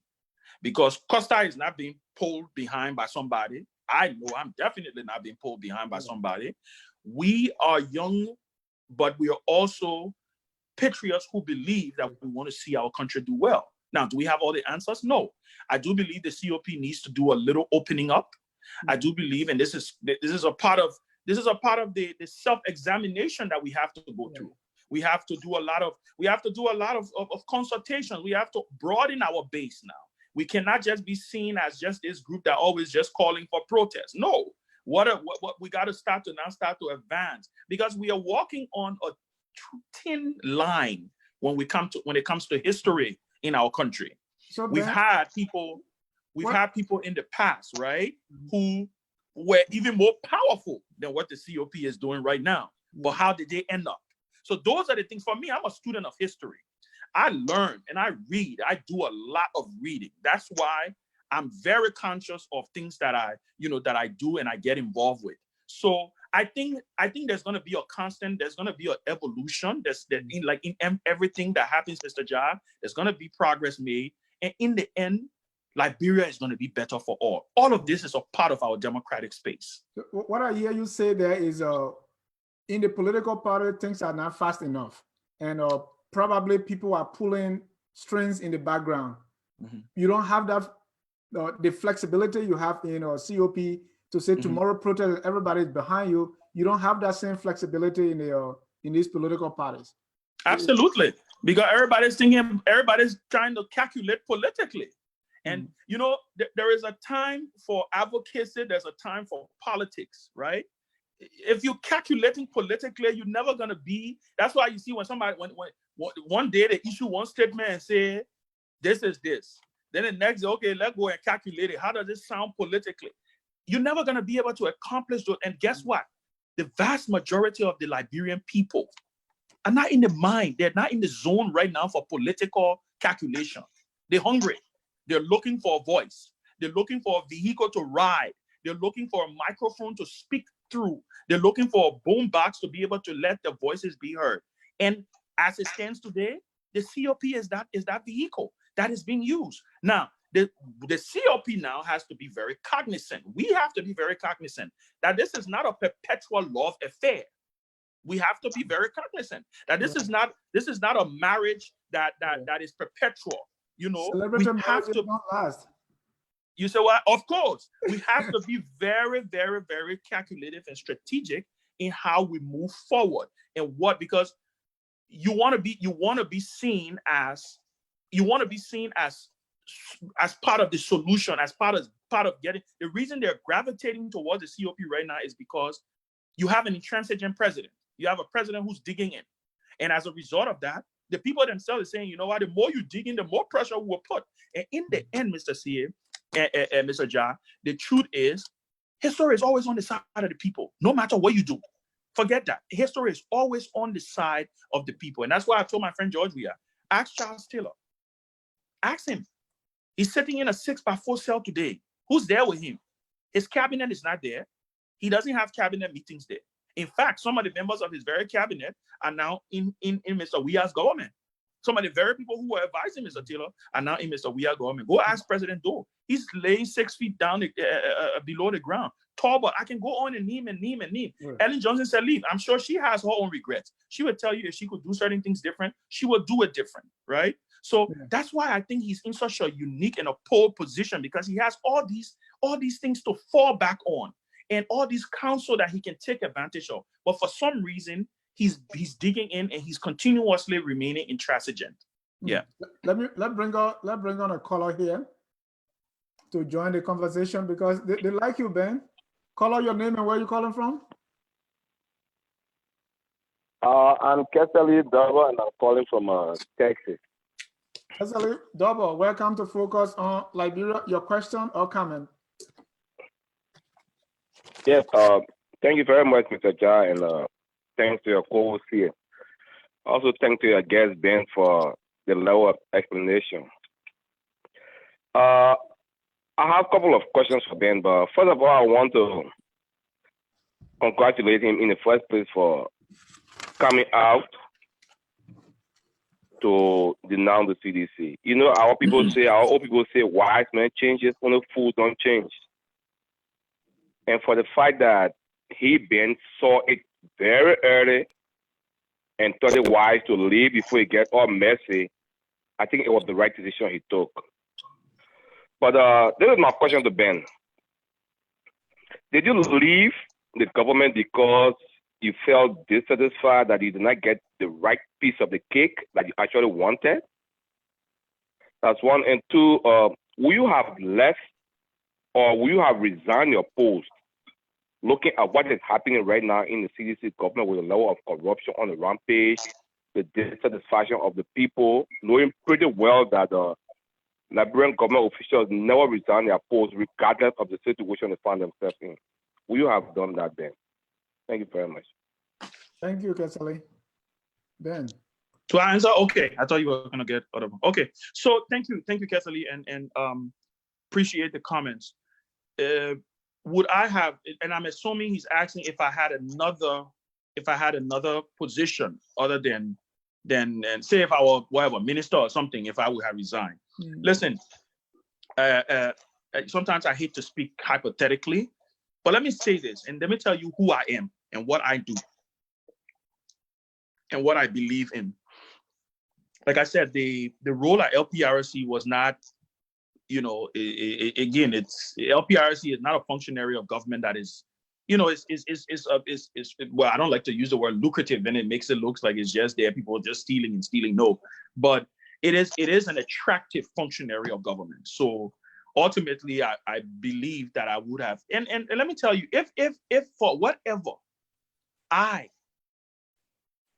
knowing where I am right now in my life, knowing what I want to do, knowing the plans that I have, which, by the way, you don't ask me because I'm not gonna say my plans. Knowing the things that I want to see for my country, right? I do not believe that I will stay in a situation that I don't think, in the end, will hurt my country or even me personally. Look, Kesali, look at what I'm going through right now. Just look at what I'm going through right now. The fact that I endorsed George Weah 2 weeks before the runoff. There is a huge chunk of the population that believe that I made George Weah president. Given, I agree. I own up to it. I put my hand in the air and I say, you know what? I was a part of this, right? To the point that people are even blaming me for some of the decisions that Mr. Weah is making, which, sometimes it's a little unfair because you know what? You don't control people's thoughts, right? Mr. Weah came to power. He decided this is what he was going to do. But the reason I'm saying this is because I didn't resign because I didn't get the job that I wanted. In fact, news flash, let me break some news. There were jobs that were offered to me that I turned down. There were jobs that were offered to me. For example? Hey, go. I just knew you were coming with it. Hey, Mr. C.A., don't get me. You got yourself in trouble, Ben. You got yourself in this trouble, not me. No. And let me tell you why I refused it. because I didn't believe I was going to be effective in those roles. I'm not one of those people who would take a job just because I want to be called honorable. Listen, I mean, what's new in Liberia? Like, in my little young life I've been called honorable. I've been called this. I've been called chairman. So for me, those things at this point is more about leaving a legacy and building a brand. And saying, you know how, like, the way how you saw how when Councillor Bronstein passed, you saw how people, even though Charles Bronstein never became president of Liberia, but you saw the respect. People who disagree with Bronstein politically, people who swore on everything that they would never vote for this man. You saw you saw the sentiments across the board. It was because, you know what? Bronstein was not just, and for me, I think it's almost that same lineage that I want to, that I'm treading on. So it's not just about becoming minister of, I mean, can you imagine if I became, if the president said, Ben, go be minister of agriculture? Well, I know about being minister of agriculture. Not to say that was something that was offered me. I'm just using it as an example.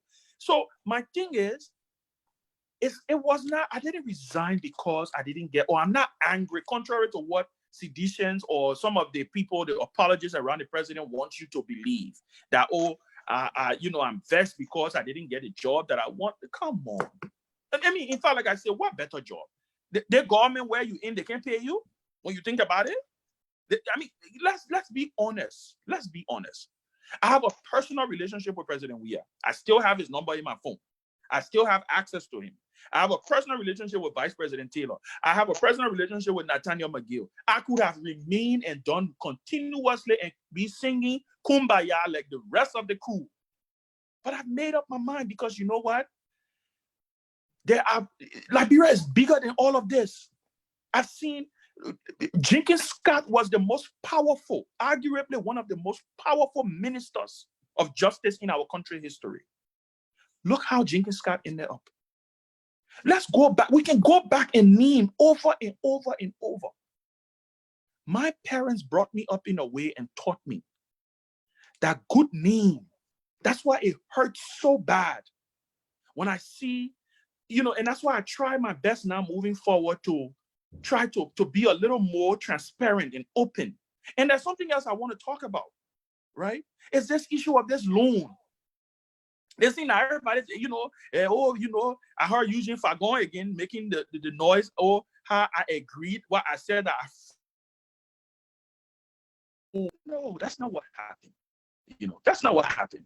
But but to answer Mr. Kessel's question is that no, I don't believe I would have stayed. I believe that my convictions and my morals and my upbringing would have ultimately, like it did, defined the decisions and helped me make the decisions that I made. Thank you. And you were bringing the loan thing in. I knew you were coming, so let me just trunk it there. We read the story. The best for last. Yeah, we read an article, and from what we read, we gathered that a family complaint you having to be part of. Got a loan from the government sometime around, I think, 2014. And at the time, you explained from your side that you were not the head of the family business at the time when the loan was acquired. And so you agreed that, the family or the business defaulted on the loan. And so you came in and you assumed responsibility to make sure that the loan was paid to the government. And so some people might be thinking, whoa, this guy here who is preaching that, he's a transparent guy. Now he got this baggage. The family took a loan. They couldn't pay until it was flagged. And then now that was when they came out, or he came out to say, yes, we took the loan. But some people will credit you for saying, at least you agree you took the loan. I mean, how could you have denied that anyway? Because the records were in the open. But exactly. the point is that what really happened? And did you pay back the loan as a family business? Yeah, thank you. And thank you for that question. So let me say this. This is what happened. My father, peace be to his ashes, my father retired from Coca-Cola.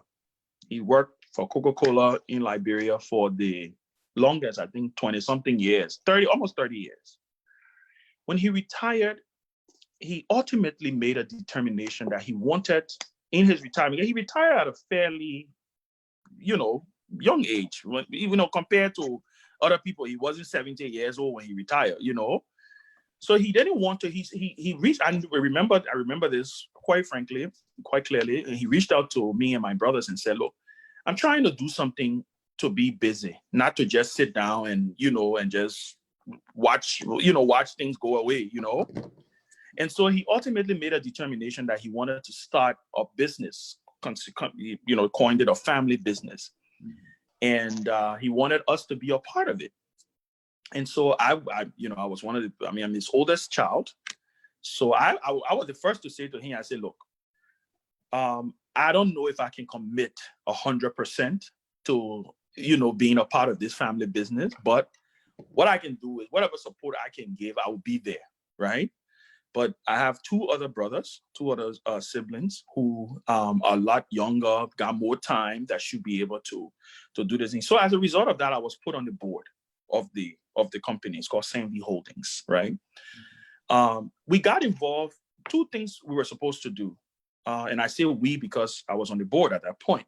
Right. It was to do transportation. He wanted to do, his first idea was to do transportation business. Get some buses. He was looking at buying some buses from Europe to come in and do transportation business. And then a friend of ours, reached out to us about the beverage industry, that, they had the contact with this company called Bavara Beer out of Belgium. And they were looking to give his company, this friend, who, for privacy's sake, because I don't want him in all the craziness, I won't call his name, wanted to, that he was securing this exclusive, it's almost like an exclusive right for importation into the country. His problem was he was looking for partnership, because, it's almost like, and that's something we don't really do in Liberia. We don't partner. We don't come together as Liberians to, like the way Nigerians will do, right? Except here, I focus on Liberia. We partner here. Of course. So and I want to take my time, because I actually was planning to do a live video on this. So maybe I will just take this opportunity and just do it. And so anybody ask me, I tell you, go, I focus on Africa, I focus on Liberia, you will hear the story, right? So he came and brought the idea. He brought the idea to my brother.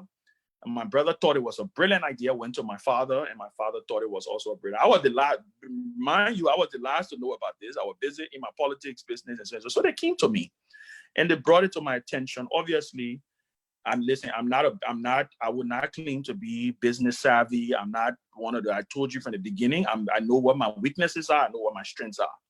So I just said to them, I said, listen, gentlemen, you just cross all your T's and you dot all your I's. In the end, this is about, money. This is about business.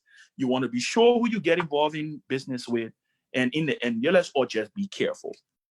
My father took a good portion of his retirement funds and invested it into the business, right?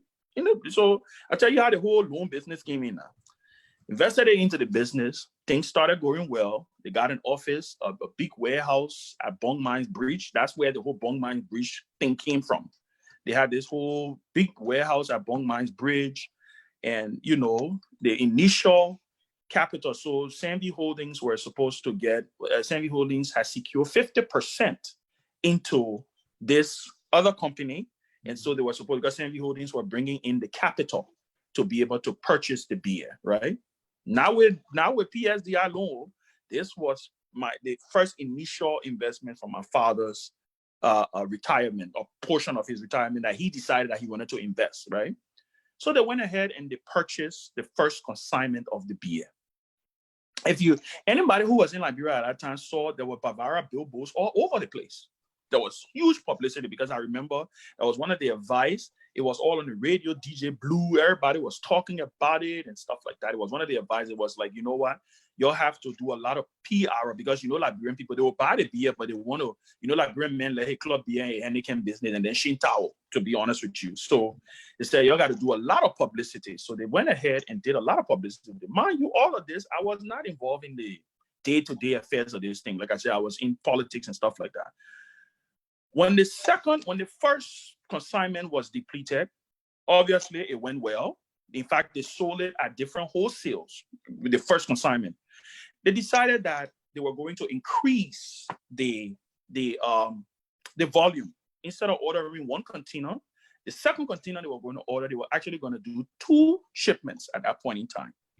Ben, I don't mean to cut you off. I know you want to tell this story in detail. We are getting. I know we're pressed for time. Constraints. So just get to the loan part. So let me get to the loan part.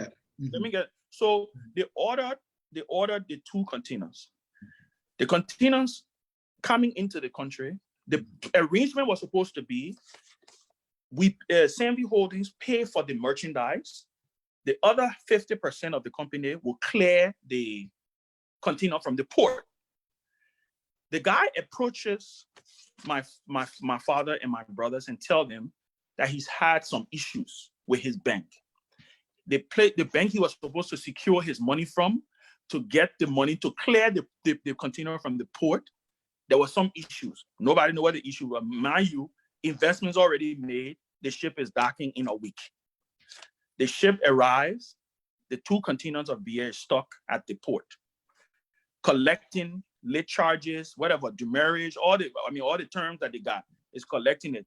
Fast forward, we are frantically looking out for a remedy out of this situation. The fees at the port is in thousands of dollars. Anybody know about Liberia, you will know that there's a lot of tariff on beer because of club beer and Heineken, right? Any new beer coming into Liberia, you will pay higher tariff, right? So all of this is going on, and we're trying to scramble. They bring it to my attention. I'm like, where are we going to find all this money from? I remember it was close to, I think the fee came up to almost 15 or 20,000 or something like that. If I'm not forgetting, I don't have the numbers in front of me, but it was something close to that. And so we were scrambling over this. My little brother, who works at Commerce Ministry, heard of this private small development initiative loan. He brings it to my attention. He said, oh, I think there is this thing with the government. They have PSDI and, you know, and so fast forward. I'm like, okay, y'all look into it and let's see if it's something that we can get. Put the application in. Mind you, companies register, everything is legal. This is a business. They're not Ben Sanvee filling out the form to go get loan personally, to go eat, nothing like that, right? Go through the process, go through the application process. We get approved for the loan.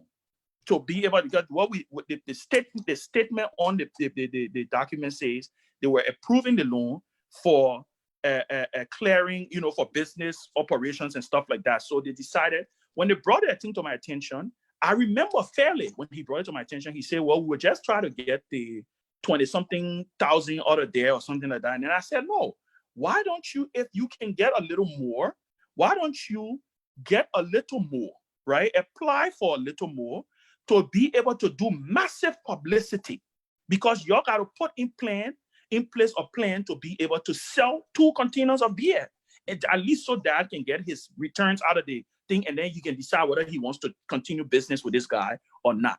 That's how this thing happened.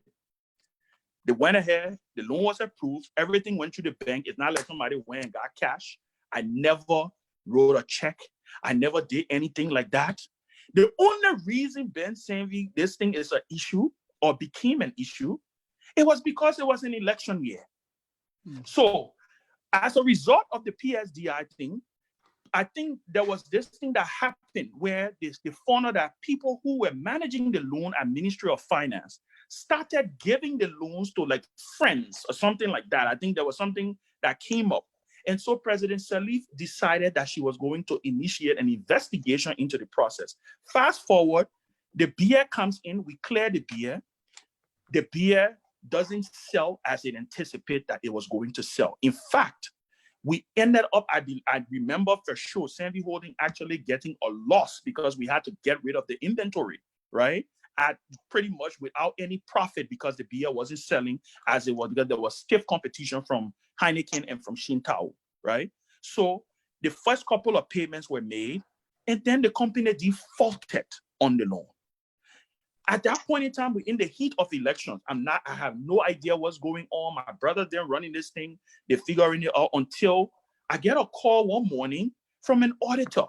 And he says to me, he said, "Oh, Mr. Sanvee, this thing about, because your name is on this, so and so and so and so and so." So I said, well, I will get in touch with my brother because he's the one who's actually in charge of this thing. So I call my brother and I tell him, you need to get in touch with the finance ministry people. They're trying to find out, and I'm trying to speed up because I know the time. They're trying to find out the issue about this loan thing. So finalize it. Fast forward, okay? Fast forward. The government releases this report, and the names are on the report. Guess who names? All the names are on the report. Janga Cole, Secretary General of CDC, everybody. I mean, there was a whole long list of people who was on this. Because it was an election year, it became politicized. Oh, the chairman of Liberty Party took loan, and so and so and so and so. What I did, ultimately, what I decided to do, because it was becoming a distraction for my party, I went to my standard bearer. I went to the leadership of my party. Because my party was adamant that I should not take a leave of absence, because when I explained and they saw the evidence, they were like, "Well, Ben, this has nothing to do with you personally. Yes, it's a company, but you're not personally liable for this. So I don't think you should do that." I said, no.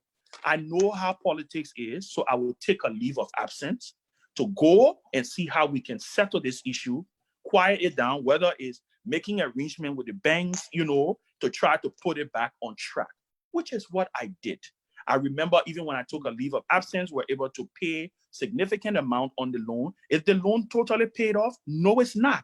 Because right in that time, this was around 2017-ish, almost going towards the election. That's when we started having serious economic issues again. So the company itself went into this whole. So is this something that I'm proud of as far as my family is concerned, that we defaulted on a loan? No. But is this a personal loan that Ben took, and he decided that he was going to, the way how they tried to make it look like, oh, I took $45,000 and I went and built a house or did something with? That's not the case, Mr. Sia. That is totally not the case. And the records are there. So that's what I said. And Ben, the people are responding both online. Let me read two comments online on this loan issue. Lofa Julius, my brother worked at, he's quoting you now, my brother worked at Commerce, then heard of the small business loan after we got stranded in a financial struggle. Ha ha, Ben, you are smarter. You are smart for real. Nancy Cole said, Mr. Sanvee, if you could not run a family business, how could you help in running Liberia? William King, that was not a business, that was a gamble that you all did. New product must have ready buyers with a deposit already. This is a business guy. It's a business guy. Of course. And I have no issue. I think I was the first to put my hand up here and say, I'm now a businessman. I don't profess to be a businessman, So I totally understand. But, I just wanted to get that across. That when you hear that people make it look like, oh, Ben went to the bank and took a loan personally and used it personally, that's not what happened. But I can understand. I think that is politics, so I can understand. Yeah. I think it was because of the situation surrounding the loans, as it was reported. Exactly. I just posted on the Facebook that they said, well, this loan, because they couldn't locate some of the people, their phone numbers and all that. Exactly. But let's go to our phone lines and get some callers in. Our time is almost out here. Let's take this caller. Let's take 5881. Caller, your name and where you calling from?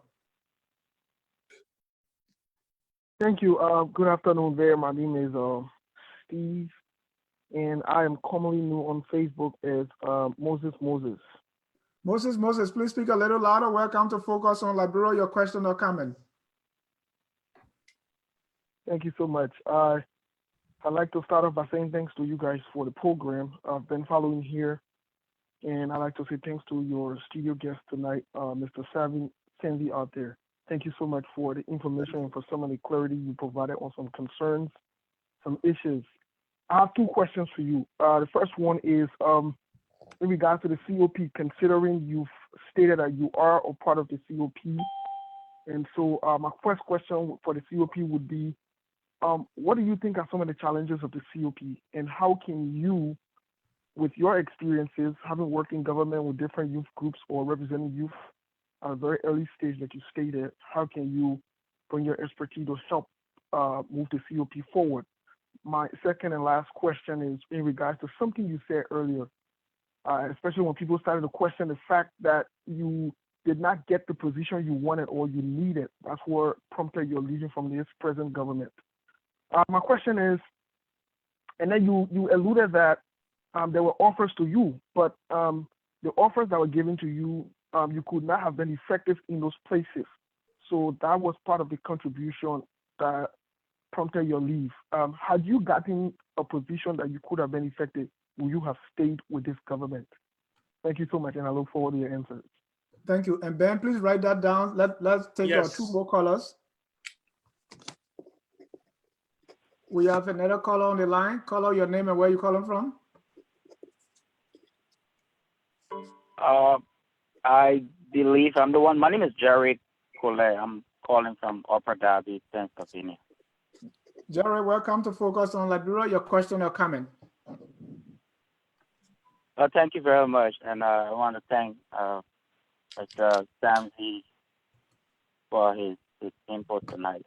Basically, I know I might be a little late on the show, but given the numerous problems in our country, Liberia, over the years or over the past decade, I was just thinking if we could try to introduce something new in our political system. I was thinking about the electoral college stuff, the way it's done in the U.S. I don't know a whole lot about it, but I know a thing or two about the electoral college.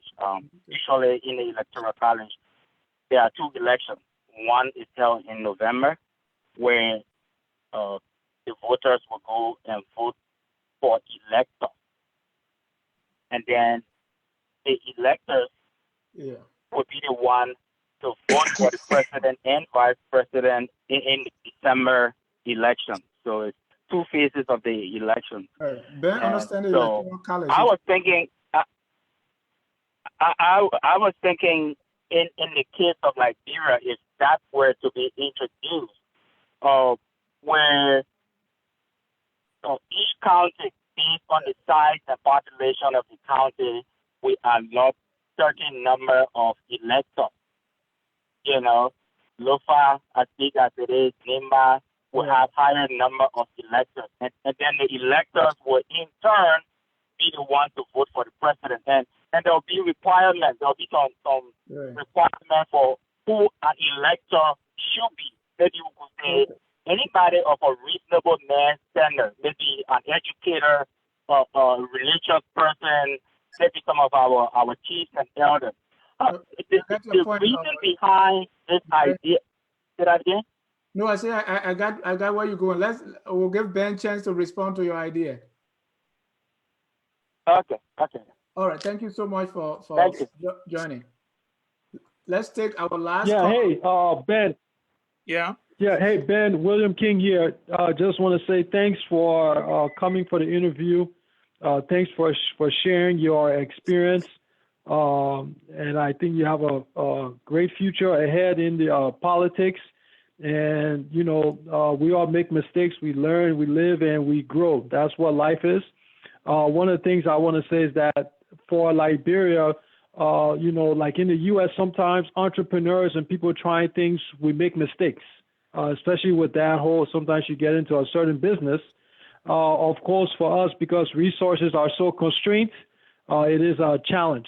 My question to you is, do you see yourself still being involved in the near future, maybe next 4 or 5 years in the political arena, and what sector of the political arena do you think you can better have a good impact in Liberia? Thank you, William. Thank you. Ben, you got your plate full. Yes, I do. So first one is, would I have, and for Moses, he said, would I have resigned if I had received a position that I wanted? So let me say this. It's not like there was a fix. I mean, I had an idea, obviously, on what I thought what I wanted to have done. But it's not like I was fixed on a particular sector. I know what I did not want to do was, and I still maintain I don't want to go into all the nitty-gritty because I know our politics. So I still believe that in all honesty, I still believe that even whatever role I would have been in this government, knowing myself, knowing my past, knowing my experiences, right? Because there was a moment where I took a lot of beating for serving in President Taylor government. I mean, Jer, on the show, you saw Dennis Jar was asking me, some questions point blank. Mm-hmm. So that's what just knowing that experience, right?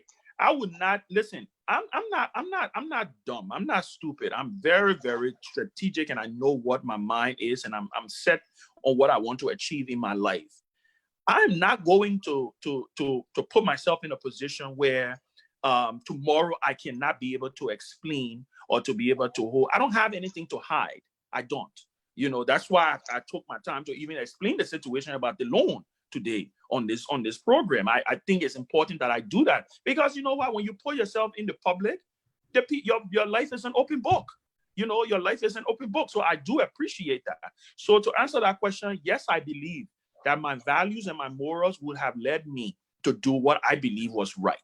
And if and that also go to say, if I believe that staying in the government would have been right, I would have stayed.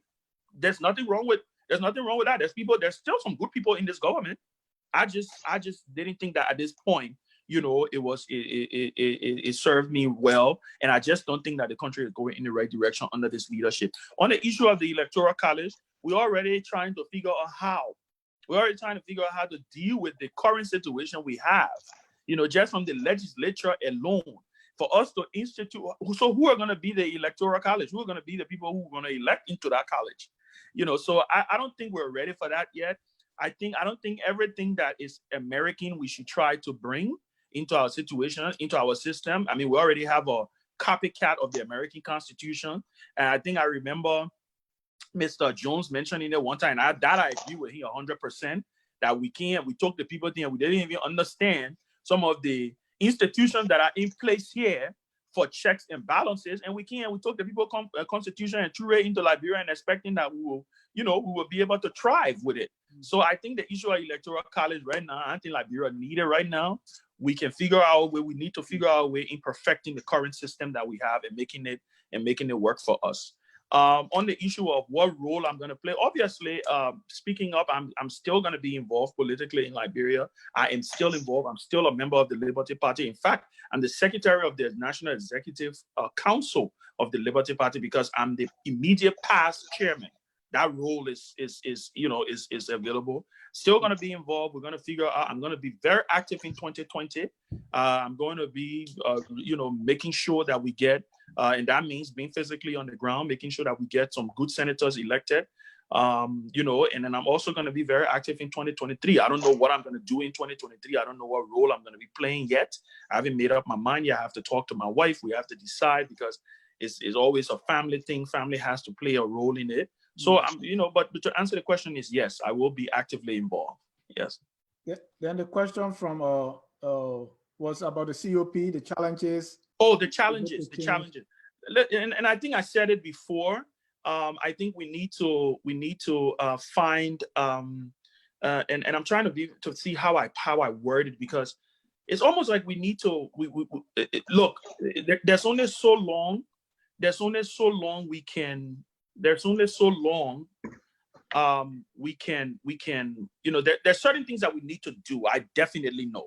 I've had conversations with the chairman. I have conversations with other people in the COP so that we can look at things holistically. We need to bring a lot of people on board, more people on board. We need to open the tent a little more, and we need to be, we need to get more ideas. We need to be embracive of ideas and see how we can move forward, because I think the COP is a force to be reckoned with.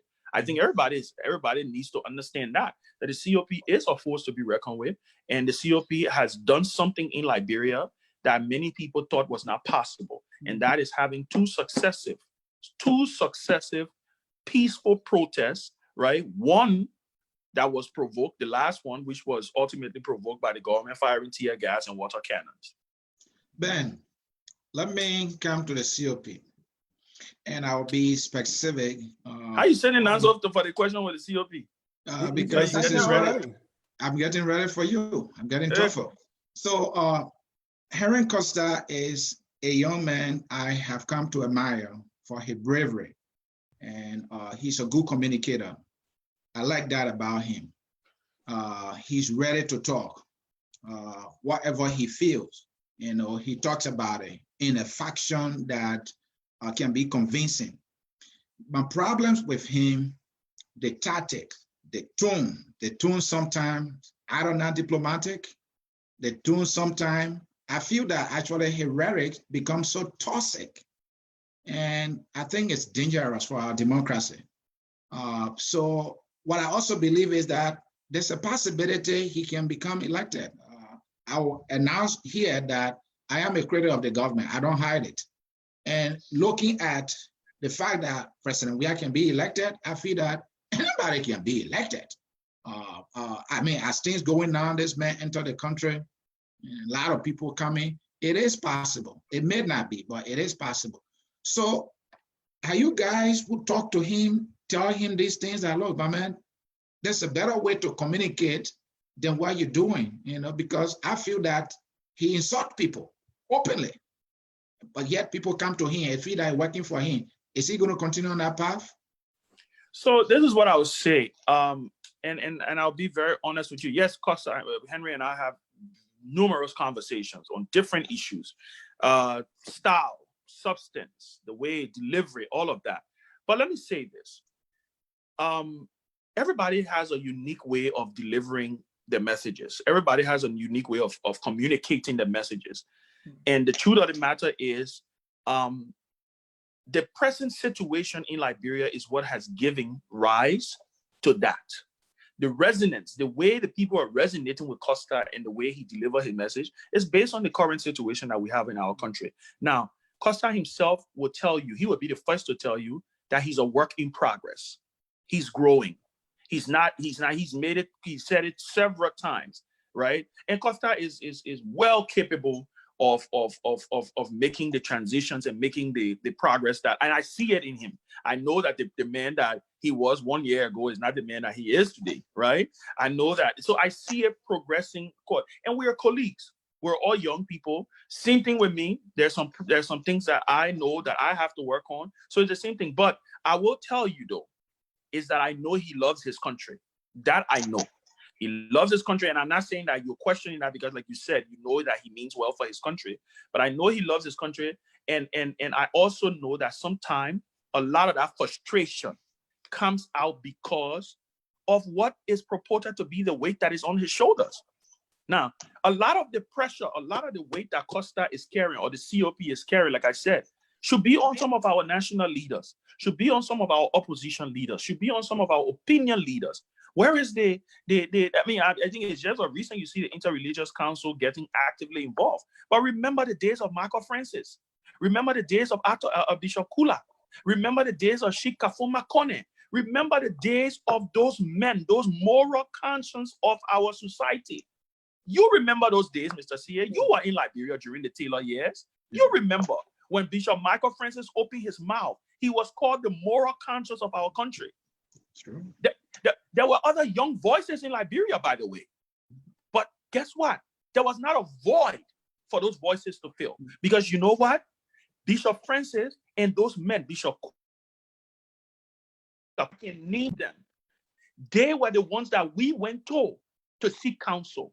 They were the ones, when the problems were coming, when the problems were brewing, they were the ones who would look the president, Bishop Michael Francis, would look Charles Taylor in his face and tell him, this is what it is. Call a spade a spade.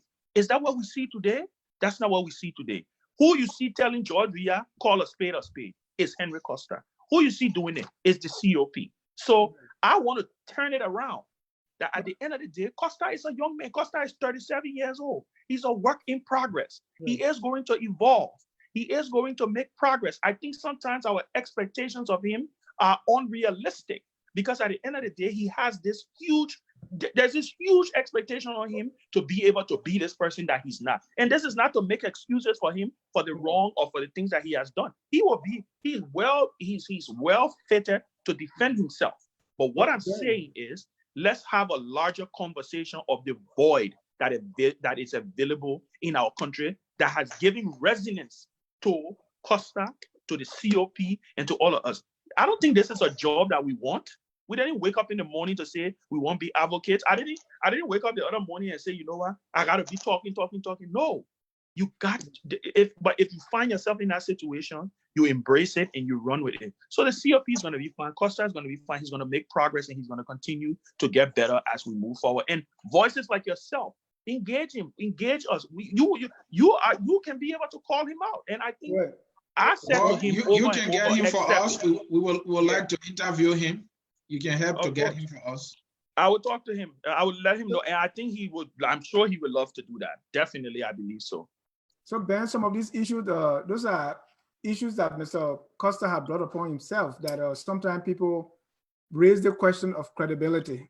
We've on audio tapes talking about, extorting money from people so that he will go easy on them. And besides, it is also the mindset that, my colleague, my co-host alluded to that, hey, if George Weah can become president, this person can become president. If Samuel Doe become president, this is the kind of way that we have lowered the bar now for the presidency. And talking about moral voices in the community, I don't think young people, you say your days you were seeking counsel from Bishop Francis and others. The young people these days say people are too old to seek counsel. So let's look at it both ways. I agree. And I think that's the mistake that my generation is making today. I'm of the firm conviction and believe strongly in the notion that you sit on the old map to plat the new one. I'm also of the conviction that people should know when the time has come to hang up their boots. I'm of that conviction also, that when evolution takes its place, it does take its place. There's absolutely no reason in a country, right, that is 60, 70, or 80% of its population below 40 years old.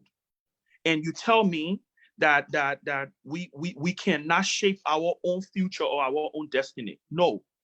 Now, I do understand, like I say, we do have a deficit, though, because of the war. We have a lost generation. But there is still a class. There is still a group. There is still a segment. Look at our diaspora. If we only tap into our diaspora and stop this divide and rule thing about us versus them, that's why I'm glad about the dual citizenship thing. I'm glad about all of the progress that we have made. And again, we have made a lot of progress. We have made a lot of progress. It's something that we sometimes tend to overlook. But dual citizenship right now is an acceptable conversation in Liberia. It wasn't 5 years ago. It was not 5 years ago. I remember 5 years ago, Senator Darrell Dillon was against dual citizenship. He's evolved. So it's the same thing. We're going to get there. Sometimes, again, I think we're a little hard on ourselves because we tend to be because people see us as the oldest independent nation. But this experiment called democracy that we have, this form of government that we took, that we've taken and we have embraced. We are only a few years into this experiment of true representative democracy. And we've made a lot of progress. There's going to be a lot of setbacks. That's why I tell my friend George Weah all the time, you are governing a country in the 21st century. Imagine if Bacchus Matthew had Facebook. Just imagine if in 1979, they had social media. Those people brought an entire system that was a century old down by just writing, by paper. They would write their papers and drop it over in the middle of the night, right? Imagine in the 80s, when the guys on LU campus, they used to write React. When you talk to some of the guys, they tell you how they fought tyranny. So we're going to get there. And that's why it's important. I'll go back to President Weah to understand that you're dealing with a whole new generation here. You're dealing with a generation that is aware of its rights. I know what my rights are. I know what I can do. I know what is possible for me, right?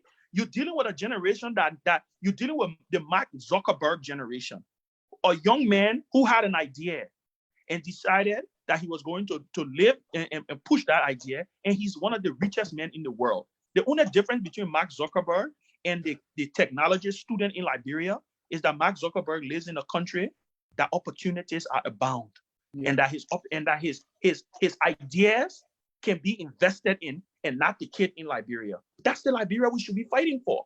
It doesn't necessarily have to be me becoming president or Costa becoming president or somebody becoming president. It has to be a collective effort. And that is why it's important that the day we stop to speak, I tell people all the time, the day the voices get silent, that's when the guns get loud. So President Weah should want us to talk.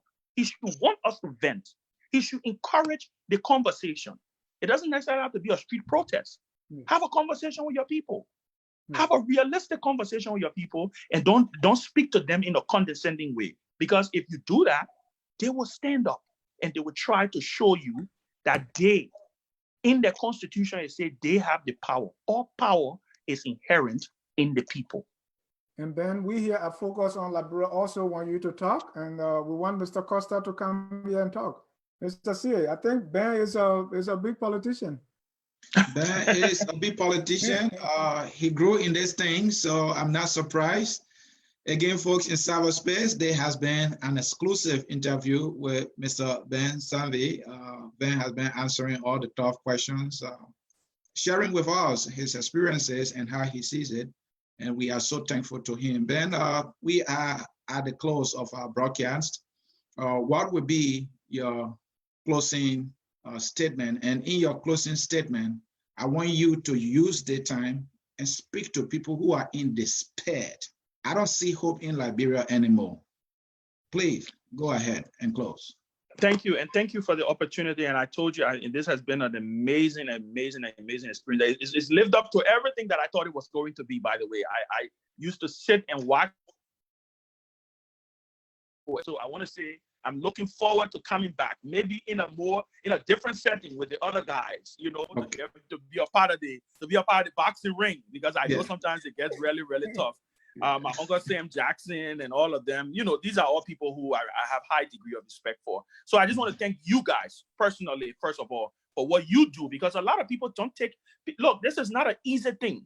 This is not an easy thing. Nobody's paying you to do this, you know, getting information out there, informing our people. So this is something that I want to thank you for, and I want to encourage you to keep up the spirit and keep holding us accountable. And I say us because those of us who are in the political arena and stuff like that. But on the issue of hope, listen, I am a hopeful being, Mr. Sia, Mr. Ja. I'm a hopeful being.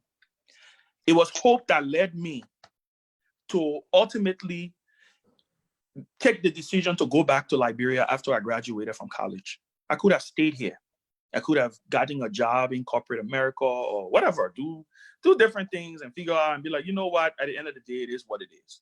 Or I could have just tuned myself off from Liberia. It was hope.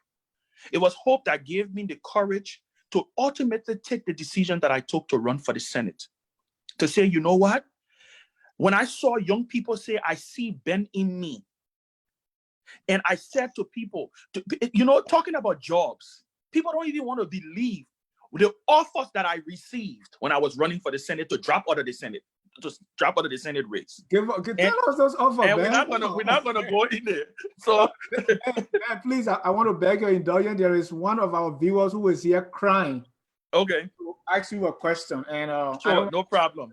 No problem. What is it? He said his name is Cyrus Michael Johnson, and we have not been reading all the comments, so he kind of inboxed us. He said, "Please, I'll be disappointed if you don't ask Ben this question." Sure. He said Ben told Liberians Ambassador Weah wasn't competent and fit for the role of a senator when they both ran against each other. Yes. Ambassador Weah eventually won the Senate seat and served for a period of time. What did Ambassador Weah achieve as a senator that convinced Ben that Mr. Weah could make a good president for which he endorsed him? Wasn't Ben's decision knowing the reality and insincerity to his conscience and his generation? Absolutely, yes. It wasn't in. It wasn't. What did he say? An insincere. Read it again. That last part. I love that because I want to use it again. Insincerity to your conscience, he said. Exactly. That is the perfect definition. Because I said it here earlier. If you remember what I said, I said everything in me told me that this man was not up to this task. But two things: the politician in me, and there was also a side of me that said, maybe you're wrong. Maybe this guy will prove you people wrong. And for the first time in a long time, I wanted to be wrong because I wanted my country to win. Because look, and to Cyrus, it was a resounding verdict. Look, as painful as this process is, I'm glad George Weah became president. You know why I'm glad George Weah became president? Because this rain had to fall. This rain had to fall.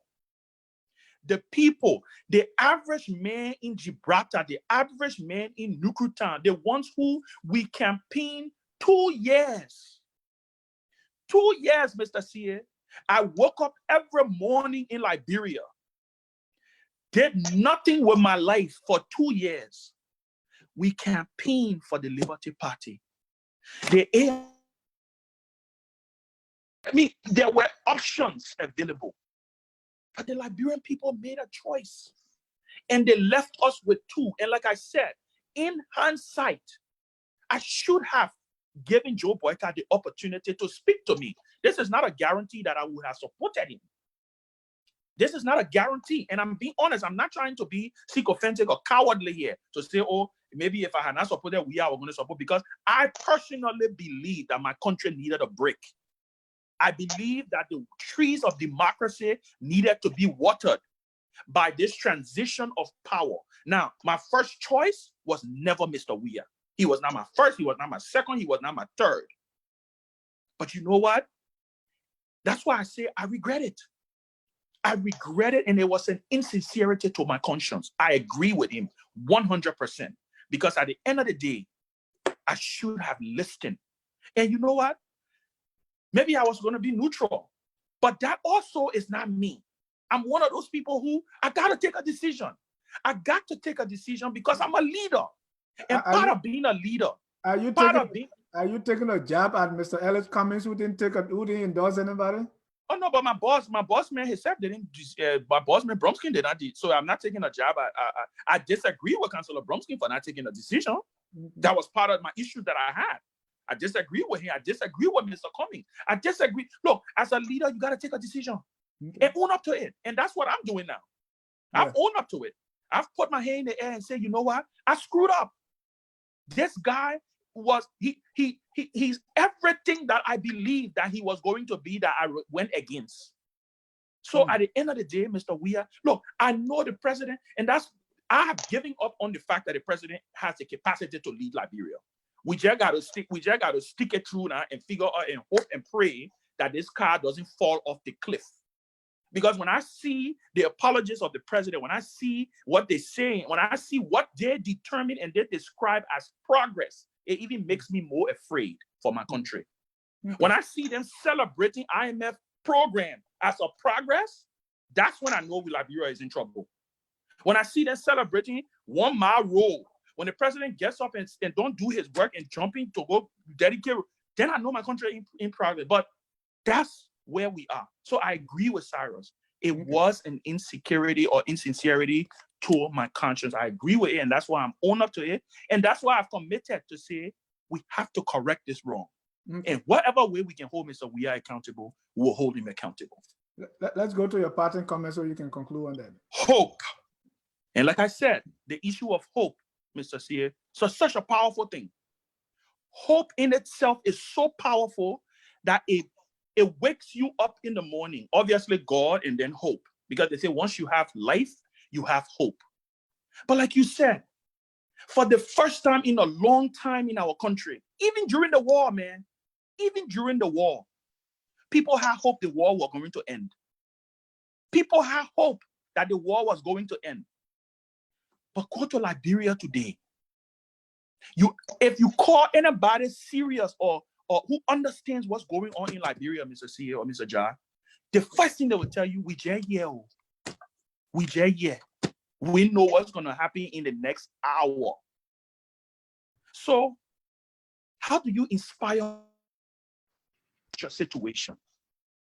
How do you inspire hope in such a situation? How do you let people know that it's going to be okay when you know within yourself that you are going down the wrong path?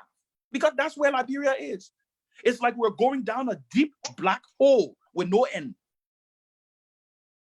The power is still in the hands of President Weah. And for my country's sake, I'm hoping, that's the hope that I'm going to talk about.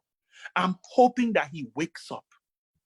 I'm not holding my breath though, because he has consistently over and over shown to me that he doesn't understand the role in which he serves, that he has to be a uniter and not a divider, that he has to be a leader and not a ruler, that he has to be someone who pulls together and not tear apart, that he has to, most importantly, see himself in his people.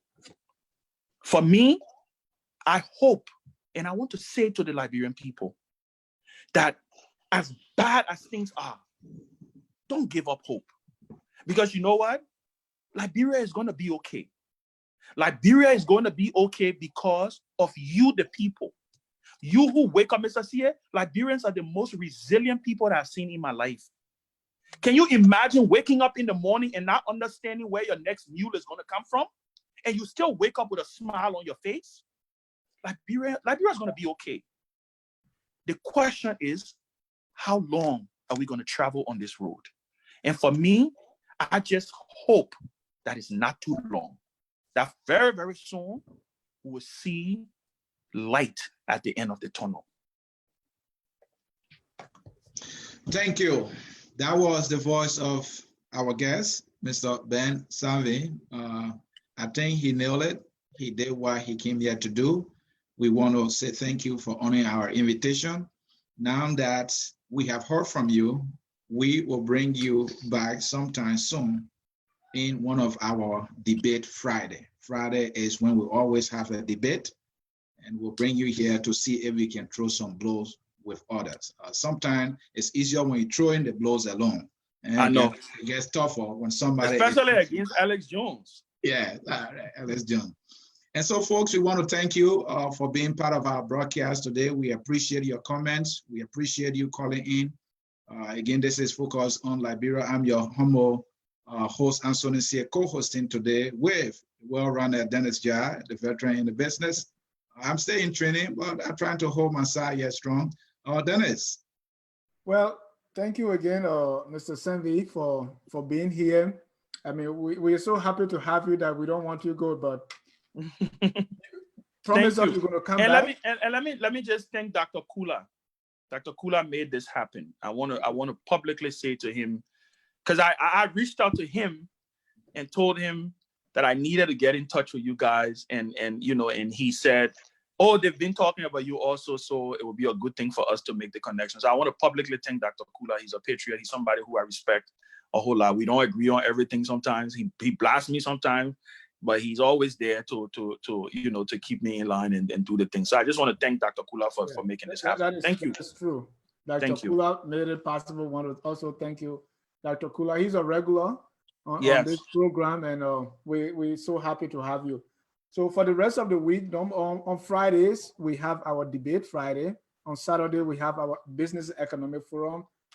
On Sunday is our prime time sit-down show, Larry King style. And then you have Tuesday, where you see Mr. Sie, he's soft today, but when he get on his— I've seen him. Tuesday, I've seen him. The hour of politics. I've seen him. Yeah. So we want to thank all of you who are following us tonight.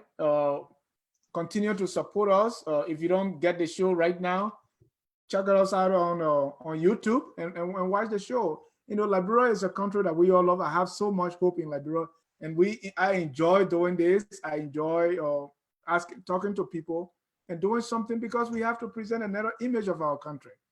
So, and Liberia doesn't get credit for a lot of things that we do so well in Africa. You know, sometimes people say, well, Liberia, we are not like Ghana. You know, in Ghana, you can do this. In Nigeria, you can do this. I said, no, we're different. Okay, Liberia is the only country that is a immigrant country. We all came from somewhere in search of something, and we settled in that place called Liberia.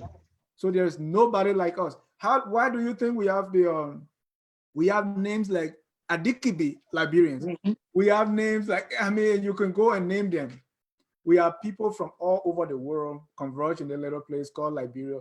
And we're going to make it the best we can. And we want to thank God for people like you, like Asoni, and the rest of the crew who keep holding the flame. We want to say again, thank you for coming. Thank all our viewers, those who wrote comments. We're so sorry. We were enjoying Ben so much we couldn't read all your comments. But we want to say, keep bringing those comments. Ben, if you have time, please go to the video. I will. Comments and let our people hear from you. Until then, from all of us, our guest relations manager, Stephanie Setro, my other co-host, Danielle, and all the team, we say good night and may God richly bless you. We are people.